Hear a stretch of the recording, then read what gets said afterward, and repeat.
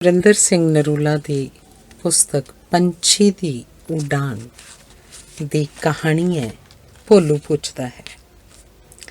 ਲੋਪੋਕੇ ਦੇ ਇਲਾਕੇ ਵਿੱਚ ਜਦੋਂ ਅੱਤਵਾਦੀਆਂ ਦੀਆਂ ਸਰਗਰਮੀਆਂ ਬਹੁਤ ਵੱਧ ਗਈਆਂ ਤਾਂ ਦਰਸ਼ਨ ਕੁਮਾਰ ਨੂੰ ਆਪਣੀ ਹੱਟੀ ਬੰਦ ਕਰਕੇ ਟੱਬਰ ਸਮੇਤ ਅੰਮ੍ਰਿਤਸਰ ਜਾਣਾ ਪਿਆ। ਪਿੰਡ ਵਾਲੇ ਉਹਨੂੰ ਬਹੁਤ ਸਮਝਾਉਂਦੇ ਰਹੇ ਕਿ ਅੰਮ੍ਰਿਤਸਰ ਸ਼ਹਿਰ 'ਚ ਹਾਲਾਤ ਉਨੇ ਹੀ ਮਾੜੇ ਹਨ ਜਿੰਨੇ ਕਿ ਲੋਪੋਕੇ ਵਿਖੇ। ਨਾਲੇ ਪਿੰਡ ਵਿੱਚ ਤਾਂ ਅੱਤਵਾਦੀਆਂ ਦਾ ਕੋਈ ਹਿਮਾਇਤੀ ਨਹੀਂ ਸੀ। ਜਿਹੜੀਆਂ ਵਾਰਦਾਤਾਂ ਅੱਤਵਾਦੀਆਂ ਵੱਲੋਂ ਕੀਤੀਆਂ ਗਈਆਂ ਸਨ ਉਹ ਸਭ ਲੋਪੋਕੇ ਦੇ ਆਸ-ਪਾਸ ਦੇ ਇਲਾਕੇ ਵਿੱਚ ਹੀ ਹੋਈਆਂ ਸਨ। ਲੋਪੋਕੇ ਵਿਖੇ ਕੋਈ ਵਾਰਦਾਤ ਨਹੀਂ ਸੀ ਹੋਈ। ਇੰਨੀ ਗੱਲ ਜ਼ਰੂਰ ਸੀ ਕਿ ਲੋਪੋਕੇ ਜੱਟਾਂ ਦੇ ਮੁੰਡੇ ਅੱਤਵਾਦੀਆਂ ਬਾਰੇ ਵਧਾ ਚੜ੍ਹਾ ਕੇ ਗੱਲਾਂ ਕਰਦੇ ਰਹਿੰਦੇ ਸਨ। ਇੱਥੋਂ ਤੱਕ ਕਿ ਕਾਂਗਰਸ ਦੇ ਪੁਰਾਣੇ ਜੱਟ ਹਮਾਇਤੀ ਵੀ ਉਹਨਾਂ ਦੇ ਰੰਗ 'ਚ ਰੰਗੇ ਗਏ ਸਨ। ਇਲਾਕੇ 'ਚ ਬਾਲਮੀਕੀ ਆਗੂ ਸੇਵਕ ਰਾਮ ਪਹਿਲਾਂ ਵਾਂਗ ਖੱਦਰ ਦੇ ਕੁੜਤੇ ਪਜਾਮੇ ਵਿੱਚ ਨਹਿਰੂ ਜਾਕਟ ਪਾਈ ਜਦੋਂ ਉਹ ਅੰਮ੍ਰਿਤਸਰ ਜਾਂਦਾ ਜਾਂ ਉੱਥੋਂ ਵਾਪਸ ਆਉਂਦਾ ਤਾਂ ਲੋਕਾਂ ਕੋਲੋਂ ਪੁੱਛ ਲੈਂਦਾ ਸੀ, ਬਈ ਮੈਂ ਅੰਮ੍ਰਿਤਸਰ ਚੱਲਿਆ, ਕੋਈ ਕਚਹਿਰੀ ਦਾ ਕੰਮ ਕਾਜ ਹੋਵੇ ਤਾਂ ਦੱਸੋ। ਮੈਂ ਕੋਸ਼ਿਸ਼ ਕਰ ਰਿਹਾ ਕਿ ਪਿੰਡ ਵਿੱਚ ਇੱਕ ਹੋਰ ਰਾਸ਼ਨ ਡਿਪੂ ਖੁਲਵਾ ਦੇਵਾਂ, ਨਾਲੇ ਖਾਦ ਦਾ ਡਿਪੂ ਵੀ। ਉਹ ਸਿਵਲ ਸਪਲਾਈ ਅਫਸਰ ਆਪਣਾ ਬਾਲਮੀਕੀ ਭਰਾ ਜੋ ਆ ਲੱਗਾ ਏ। ਪਿੰਡ ਦੇ ਸਾਰੇ ਛੋਟੇ ਵੱਡੇ ਉਹਨੂੰ ਸੇਵਕ ਰਾਮ ਜੀ ਕਹਿ ਕੇ ਬੁਲਾਉਂਦੇ ਸਨ। ਅੱਤਵਾਦੀਆਂ ਦੀਆਂ ਸਰਗਰਮੀਆਂ ਕਾਰਨ ਉਹਨੂੰ ਲੋਪੋਕੇ ਛੱਡਣਾ ਪਿਆ ਸੀ। ਰਾਸ਼ਨ ਡਿਪੂ ਤੇ ਖਾਦ ਦੇ ਵਿਕਰੀ ਕੇਂਦਰ ਦਾ ਕੰਮ ਵਿੱਚ ਹੀ ਰਹਿ ਗਿਆ ਸੀ। ਜਦੋਂ ਦਰਸ਼ਨ ਕੁਮਾਰ ਨੇ ਅੰਮ੍ਰਿਤਸਰ ਆ ਕੇ ਕਰਿਆਣੇ ਦੀ ਦੁਕਾਨ ਖੋਲ੍ਹੀ ਤਾਂ ਉਸ ਇਸ ਗੱਲ ਦਾ ਉਚੇਚਾ ਧਿਆਨ ਰੱਖਿਆ ਸੀ ਕਿ ਅੰਮ੍ਰਿਤਸਰ ਸ਼ਹਿਰ ਦੇ ਅਜਿਹੇ ਇਲਾਕੇ 'ਚ ਦੁਕਾਨ ਖੋਲ੍ਹੇ ਜਿੱਥੇ ਹਿੰਦੂਆਂ ਦੀ ਵਸੋਂ ਵਧੇਰੇ ਹੋਵੇ। ਪਹਿਲ ਤਾਂ ਬਾਜ਼ਾਰ ਦੇ ਹਿੰਦੂਆਂ ਨੇ ਆਪਣੇ ਸ਼ਰਨਾਰਥੀ ਭਰਾ ਨੂੰ ਬੜਾ ਹੌਸਲਾ ਦਿੱਤਾ, ਪਰ ਪਿੱਛੋਂ ਜਦੋਂ ਉਹਦੀ ਦੁਕਾਨ ਥੋੜ੍ਹੀ ਬਹੁਤ ਚੱਲ ਨਿਕਲੀ ਤਾਂ ਉਹਦੇ ਵਾਕਫਕਾਰ ਨਵੇਂ ਹਮਦਰਦ ਉਸ ਨਾਲ ਈਰਖਾ ਖਾਣ ਲੱਗ ਪਏ। ਕਈ ਕਹਿੰਦੇ ਕਿ ਆਪਣੇ ਪਿੰਡੋਂ ਜਿਹੜੇ ਕਰਿਆਣੇ ਦਾ ਸਮਾਨ ਲਿਆਇਆ ਉਹ ਕਈ ਸਾਲ ਪੁਰਾਣਾ ਹੈ। ਭਲਾ ਲੋਪੋਕੇ ਜਿਹੇ ਪਿੰਡ ਹਾਰ ਸ਼ਿੰਗਾਰ ਦੇ ਮਾਲ, ਸੁਰਖੀ, ਬਿੰਦੀ, ਕਰੀਮ ਪਾਊਡਰ, ਨਕਲੀ ਗਹਿਣਿਆਂ ਆਦਿ ਦੀ ਕਿੰਨੀ ਕੁ ਵਿਕਰੀ ਹੋ ਸਕਦੀ ਹੈ। ਇੱਕ ਵਾਰ ਤਾਂ ਉਸ 'ਤੇ ਇਹ ਦੋਸ਼ ਵੀ ਲਗਾਇਆ ਗਿਆ ਕਿ ਉਸ ਵੱਲੋਂ ਵੇਚੀਆਂ ਜਾ ਰਹੀਆਂ ਕਾਲੀਆਂ ਮਿਰਚਾਂ ਵਿੱਚ ਚੂਹਿਆਂ ਦੀਆਂ ਮਿੰਗਣਾਂ ਰਲੀਆਂ ਹੋਈਆਂ ਸਨ। ਉਸ ਵੱਲੋਂ ਵੇਚੀਆਂ ਜਾ ਰਹੀਆਂ ਸਾਬਣ ਦੀਆਂ ਟਿੱਕੀਆਂ ਹੱਥ 'ਚ ਲੈਂਦਿਆਂ ਹੀ ਭੁਰ ਜਾਂਦੀਆਂ ਸਨ ਅਤੇ ਜਿਹੜਾ ਖੁਸ਼ਕ ਮੇਵਾ ਉਹ ਵੇਚਦਾ ਸੀ ਉਹ ਕੀੜਿਆਂ ਦਾ ਖਾਧਾ ਹੁੰਦਾ ਸੀ। ਸਿੱਟੇ ਵਜੋਂ ਉਹਦੇ ਗਾਹਕਾਂ ਦੀ ਗਿਣਤੀ ਘਟਣੀ ਸ਼ੁਰੂ ਹੋ ਗਈ। ਕੁਦਰਤੀ ਤੌਰ 'ਤੇ ਉਸ ਲਈ ਆਪਣੀਆਂ ਤੇ ਪਰਿਵਾਰ ਦੀਆਂ ਦੈਨਿਕ ਲੋੜਾਂ ਪੂਰੀਆਂ ਕਰਨੀਆਂ ਮੁਸ਼ਕਿਲ ਕੰਮ ਬਣ ਰਿਹਾ ਸੀ। ਜਿਹੜਾ ਵੀ ਗਾਹਕ ਉਹਦੀ ਦੁਕਾਨ 'ਤੇ ਆਉਂਦਾ ਉਸ ਨਾਲ ਨਰਮੀ ਦਾ ਵਰਤਾਓ ਕਰਦਾ ਅਤੇ ਹਮੇਸ਼ਾ ਹੀ ਮਿੱਠੇ ਬੋਲ ਬੋਲਦਾ ਹੁੰਦਾ ਸੀ। ਉਹ ਬਾਜ਼ਾਰ ਦੀਆਂ ਪ੍ਰਚਲਿਤ ਤੋਂ ਘੱਟ ਕੀਮਤਾਂ 'ਤੇ ਆਪਣਾ ਮਾਲ ਵੇਚਦਾ ਸੀ। ਉਹਨੇ ਆਪਣੇ ਮੁਨਾਫੇ ਦੀ ਦਰ ਬਹੁਤ ਘੱਟ ਰੱਖੀ ਹੋਈ ਸੀ। ਇਹਨਾਂ ਸਾਰੇ ਯਤਨਾਂ ਦੇ ਬਾਵਜੂਦ ਉਹਦੇ ਗਾਹਕਾਂ ਦੀ ਗਿਣਤੀ 'ਚ ਕੋਈ ਵਾਧਾ ਨਹੀਂ ਸੀ ਹੋਇਆ। ਉਹਦੇ ਹਮਪੇਸ਼ਾ ਗੁਆਂਢੀ ਦੁਕਾਨਦਾਰ ਉਹਨੂੰ ਇਹ ਕਹਿ ਕੇ ਨਿੰਦਦੇ ਰਹਿੰਦੇ ਸਨ ਕਿ ਉਹਦੇ ਮਾਲ ਦੀ ਕੁਆਲਿਟੀ ਠੀਕ ਨਹੀਂ ਸੀ। ਇਸ ਕਾਰਨ ਉਹ ਮਾਲ ਨੂੰ ਸਸਤਾ ਵੇਚਣ ਲਈ ਮਜਬੂਰ ਸੀ। ਇਸ ਤਰ੍ਹਾਂ ਲੋਪੋਕੇ ਤੋਂ ਅੰਮ੍ਰਿਤਸਰ ਆ ਕੇ ਉਹਦੀ ਹਾਲਤ ਬਹੁਤ ਪਤਲੀ ਹੋ ਗਈ। ਅੱਤਵਾਦੀਆਂ ਦੇ ਭੈ ਦੇ ਕਾਰਨ ਉਹ ਲੋਪੋਕੇ ਵਾਪਸ ਨਹੀਂ ਸੀ ਜਾ ਸਕਦਾ। ਉਸ ਇਹ ਵਿਉਂਤ ਬਣਾਈ ਕਿ ਉਹ ਕਿਸੇ ਦੂਸਰੇ ਮਹੱਲੇ ਵਿੱਚ ਅਜਿਹਾ ਮਕਾਨ ਕਿਰਾਏ 'ਤੇ ਲੈ ਲਵੇ ਜਿਸ ਦੀ ਬੈਠਕ ਬਾਰ-ਬਾਰ ਹੋਵੇ ਅਤੇ ਪਿਛਲੇ ਪਾਸੇ 1-2 ਰਿਹਾਇਸ਼ੀ ਕਮਰੇ ਹੋਣ। ਭਾਵੇਂ ਅੰਮ੍ਰਿਤਸਰ 'ਚ ਪੰਜਾਬ ਦੇ ਦੂਸਰੇ ਸ਼ਹਿਰਾਂ ਦੇ ਟਾਕਰੇ ਵਿੱਚ ਕਿਰਾਏ ਘੱਟ ਸਨ, ਪਰ ਆਸ-ਪਾਸ ਦੇ ਪਿੰਡਾਂ ਤੋਂ ਅੱਤਵਾਦੀਆਂ ਤੋਂ ਤੰਗ ਬਹੁਤੇ ਹਿੰਦੂ ਸ਼ਰਨਾਰਥੀਆਂ ਵਜੋਂ ਸ਼ਹਿਰ 'ਚ ਆ ਵਸੇ ਸਨ।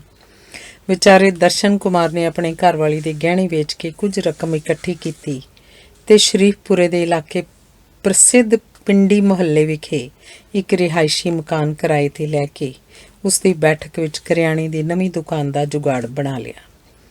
ਜਦੋਂ ਰਾਵਲਪਿੰਡੀ ਤੋਂ ਆਏ ਕੁਝ ਸ਼ਰਨਾਰਥੀ ਅੰਮ੍ਰਿਤਸਰ ਆਏ ਸਨ ਤਾਂ ਉਹਨਾਂ ਨੇ ਸ਼ਰੀਫਪੁਰੇ ਦੇ ਮੁਹੰਮਦੀ ਮੁਹੱਲੇ 'ਤੇ ਕਬਜ਼ਾ ਕਰਕੇ ਇਸ ਦਾ ਨਾਮ ਪਿੰਡੀ ਮੁਹੱਲਾ ਰੱਖ ਦਿੱਤਾ ਸੀ।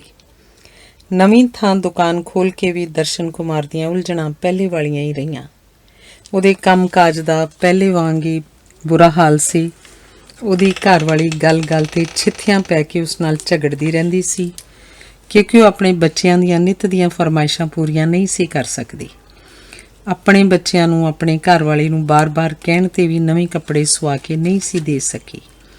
ਗਰਮੀ ਹੋਵੇ ਸਰਦੀ, ਉਹਦੇ ਬੱਚੇ ਪਾਟੇ ਪੁਰਾਣੇ ਕੱਪੜੇ ਪਾਈ ਜਾਂ ਤਾਂ ਗਰਮੀ ਦੀ ਧੁੱਪੇ ਆਪਣੇ ਸਰੀਰਾਂ ਨੂੰ ਗਰਮੀ ਦੀ ਤਪਸ਼ ਤੋਂ ਬਚਾ ਨਹੀਂ ਸੀ ਸਕਦੇ ਤੇ ਨਾ ਹੀ ਸਿਆਲੇ ਦੀ ਮਾਰੂ ਠੰਡ ਤੋਂ ਬਚ ਸਕਦੇ ਸਨ। ਵਿਚਾਰੇ ਪੁਰਾਣੇ ਪਾਟੇ ਕੱਪੜਿਆਂ 'ਚ ਠਰੂ ਕਰਦੇ ਰਹਿੰਦੇ ਸਨ। ਦਰਸ਼ਨ ਕੁਮਾਰ ਵਿਚਾਰਾ ਕੀ ਕਰਦਾ? ਆਪਣੀ ਥੋੜ੍ਹੀ ਆਮਦਨ ਵਿੱਚੋਂ ਘਰ ਦੇ ਬੰਦਿਆਂ ਲਈ ਦਾਲ ਰੋਟੀ ਦਾ ਜੁਗਾੜ ਕਰਦਾ ਸੀ। ਕੁਦਰਤੀ ਤੌਰ 'ਤੇ ਇਹਨਾਂ ਨਿੱਤ ਦੀਆਂ ਪਰੇਸ਼ਾਨੀਆਂ ਨੇ ਉਹਦਾ ਬੁਰਾ ਹਾਲ ਕਰ ਦਿੱਤਾ। ਉਹ ਸਾਰੀ ਰਾਤ ਜਗਰਾਤਾ ਕੱਟ ਕੇ ਆਪਣੀਆਂ ਘਰੇਲੂ ਮੁਸ਼ਕਲਾਂ ਬਾਰੇ ਸੋਚਦਾ ਰਹਿੰਦਾ ਸੀ। ਆਖਰ ਬਹੁਤ ਸੋਚ ਵਿਚਾਰ ਤੋਂ ਬਾਅਦ ਉਸੇ ਫੈਸਲਾ ਕੀਤਾ ਕਿ ਉਹ ਦੁਕਾਨ ਚਲਾਉਣ ਦੀ ਥਾਂ ਫੇਰੀ ਲਗਾ ਕੇ ਕਰਿਆਨੇ ਦਾ ਮਾਲ ਵੇਚਿਆ ਕਰੇ। ਜਦੋਂ ਇਸ ਤਰ੍ਹਾਂ ਕਰਨ ਨਾਲ ਦੁਕਾਨ ਵਿਚਲਾ ਨਿੱਕ ਸੁੱਕ ਵਿਕ ਜਾਏ ਤਾਂ ਫਿਰ ਕੋਈ ਹੋਰ ਕਿੱਤਾ ਇਖਤਿਆਰ ਕਰਨ ਬਾਰੇ ਉਹ ਸੋਚ ਲਏਗਾ। ਇੱਕ ਦਿਨ ਦਰਸ਼ਨ ਕੁਮਾਰ ਦੀ ਘਰਵਾਲੀ ਉਹਨੂੰ ਆਖਣ ਲੱਗੀ, ਆਪਣੀ ਦੁਕਾਨ ਤਾਂ ਬਹੁਤੀ ਚੱਲਦੀ ਨਹੀਂ, ਮੇਰੀ ਜਾਚੇ ਸਾਨੂੰ ਬੈਠਕ ਖਾਲੀ ਕਰਕੇ ਦੁਕਾਨ ਦਾ ਨਿੱਕ ਸੁੱਕ ਪਿਛਲੇ ਕਮਰਿਆਂ 'ਚ ਸੰਭਾਲ ਲੈਣਾ ਚਾਹੀਦਾ। ਪਿਛਲੇ ਕਮਰੇ ਦਾ ਬੂਹਾ ਦੂਸਰੀ ਗਲੀ 'ਚ ਖੁਲਵਾਇਆ ਜਾ ਸਕਦਾ ਹੈ। ਵੇਲੇ ਕੁ ਵੇਲੇ ਜਿਹੜਾ ਵੀ ਗਾਹਕ ਆਏਗਾ ਉਸ ਨੂੰ ਲੋੜੀਂਦਾ ਮਾਲ ਵੇਚਦੇ ਰਹਾਂਗੇ। ਪਿਛਲੀ ਗਲੀ 'ਚ ਆਵਾਜਾਈ ਵਧੇਰੇ ਹੈ, ਸਾਡੇ ਲਈ ਦੁਕਾਨ ਦੇ ਨਿੱਕ ਸੁੱਕ ਨੂੰ ਵੇਚਣਾ ਮੁਸ਼ਕਿਲ ਨਹੀਂ ਹੋਏਗਾ। ਨਾਲੇ ਬੈਠਕ ਨੂੰ ਕਿਰਾਏ 'ਤੇ ਚੜ੍ਹਾ, ਫਾਲਤੂ ਆਮਦਨ ਨਾਲ ਹੱਥ ਸੌਖਾ ਹੋ ਜਾਊ। ਕਮ ਸੇ ਕਮ ਘਰ ਦੇ ਲੂਣ ਤੇਲ ਲਈ ਇੱਕ ਠੁੱਕ ਰਕਮ ਤਾਂ ਹੱਥ ਆਊ। ਤੁਸੀਂ ਫੇਰੀ ਲਾਉਣ ਦਾ ਖਿਆਲ ਹਾਲ ਦੀ ਘੜੀ ਛੱਡ ਦਿਓ। ਦਰਸ਼ਨ ਕੁਮਾਰ ਨੂੰ ਘਰਵਾਲੀ ਦੀ ਤਜਵੀਜ਼ ਬੜੀ ਚੰਗੀ ਲੱਗੀ ਤੇ ਉਸ ਕੁਝ ਦਿਨਾਂ ਵਿੱਚ ਹੀ ਕਰਿਆਨੇ ਦੇ ਸਮਾਨ ਨੂੰ ਪਿਛਲੇ ਕਮਰੇ 'ਚ ਰੱਖ ਲਿਆ ਤੇ ਪਿਛਲੀ ਗਲੀ ਵਾਲੇ ਪਾਸੇ ਦਰਵਾਜ਼ਾ ਵੀ ਰਖਾ ਲਿਆ। ਘਰ 'ਚ ਨਿੱਕੀ ਗੱਲ ਉੱਤੇ ਝਗੜਾ ਹੁੰਦਾ ਰਹਿੰਦਾ ਸੀ।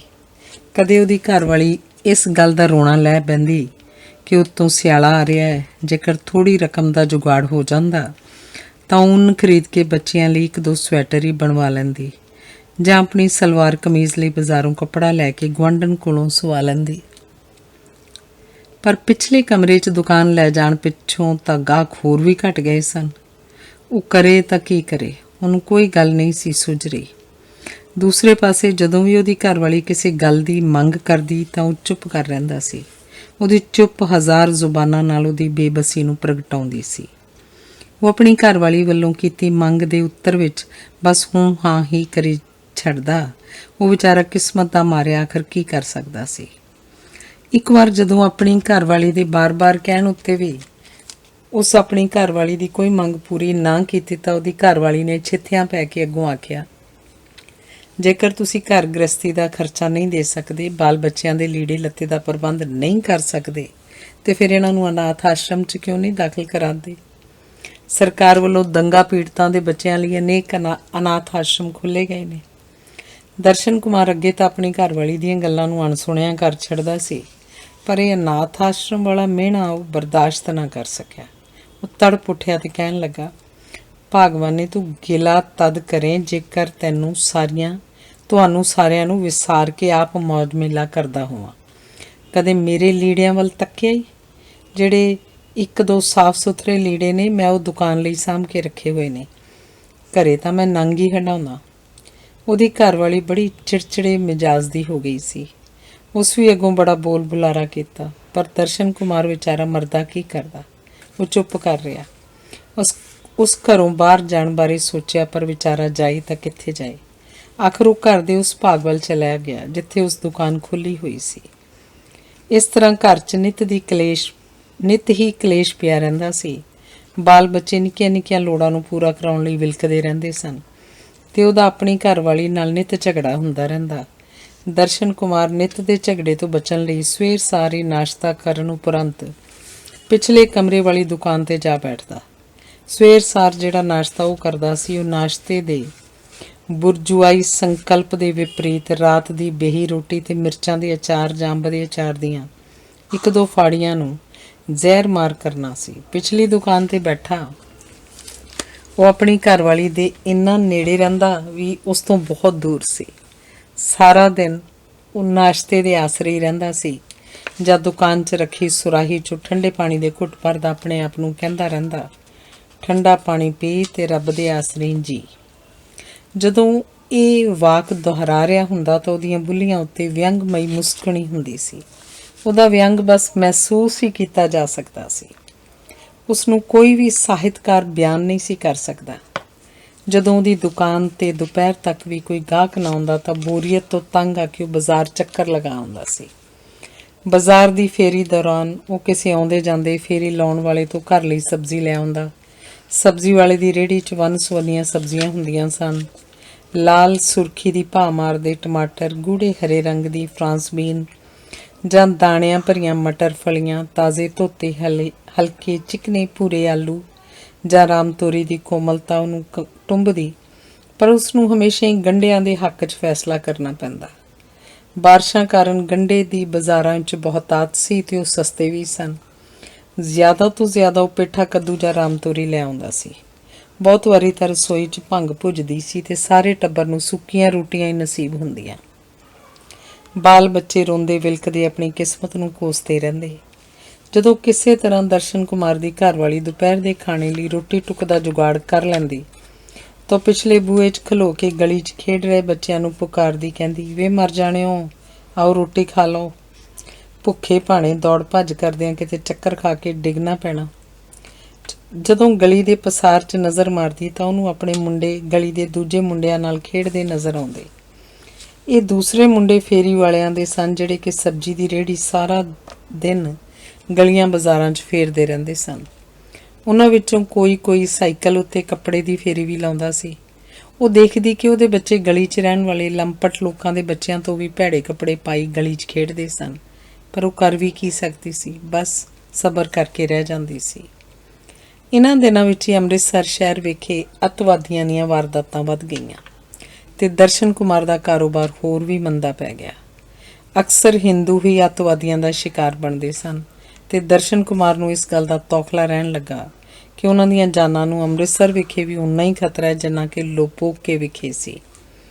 ਦਰਸ਼ਨ ਕੁਮਾਰ ਦੀ ਘਰਵਾਲੀ ਕਿਸੇ ਸਿੱਖ ਘਰਾਣੇ ਦੀ ਧੀ ਸੀ ਤੇ ਹਜ਼ਾਰ ਵਾਰ ਸੋਚਣ 'ਤੇ ਵੀ ਇਹ ਗੱਲ ਉਹਦੇ ਪੱਲੇ ਨਹੀਂ ਸੀ ਪੈਂਦੀ ਕਿ ਆਖਰ ਹਿੰਦੂ ਸਿੱਖ ਇਸ ਤਰ੍ਹਾਂ ਦੋ ਫਾੜ ਕਿਉਂ ਹੋ ਗਏ ਸਨ।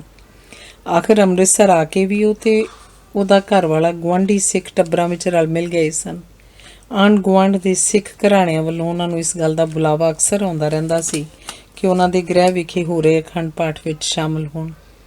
ਅਜਿਹੇ ਮੌਕਿਆਂ 'ਤੇ ਦਰਸ਼ਨ ਕੁਮਾਰ ਦੀ ਘਰਵਾਲੀ ਦਾ ਪਾਠ ਸਵਰ ਸਭ ਤੋਂ ਸੁਰੀਲਾ ਤੇ ਸਭ ਤੋਂ ਉੱਚਾ ਹੁੰਦਾ ਸੀ।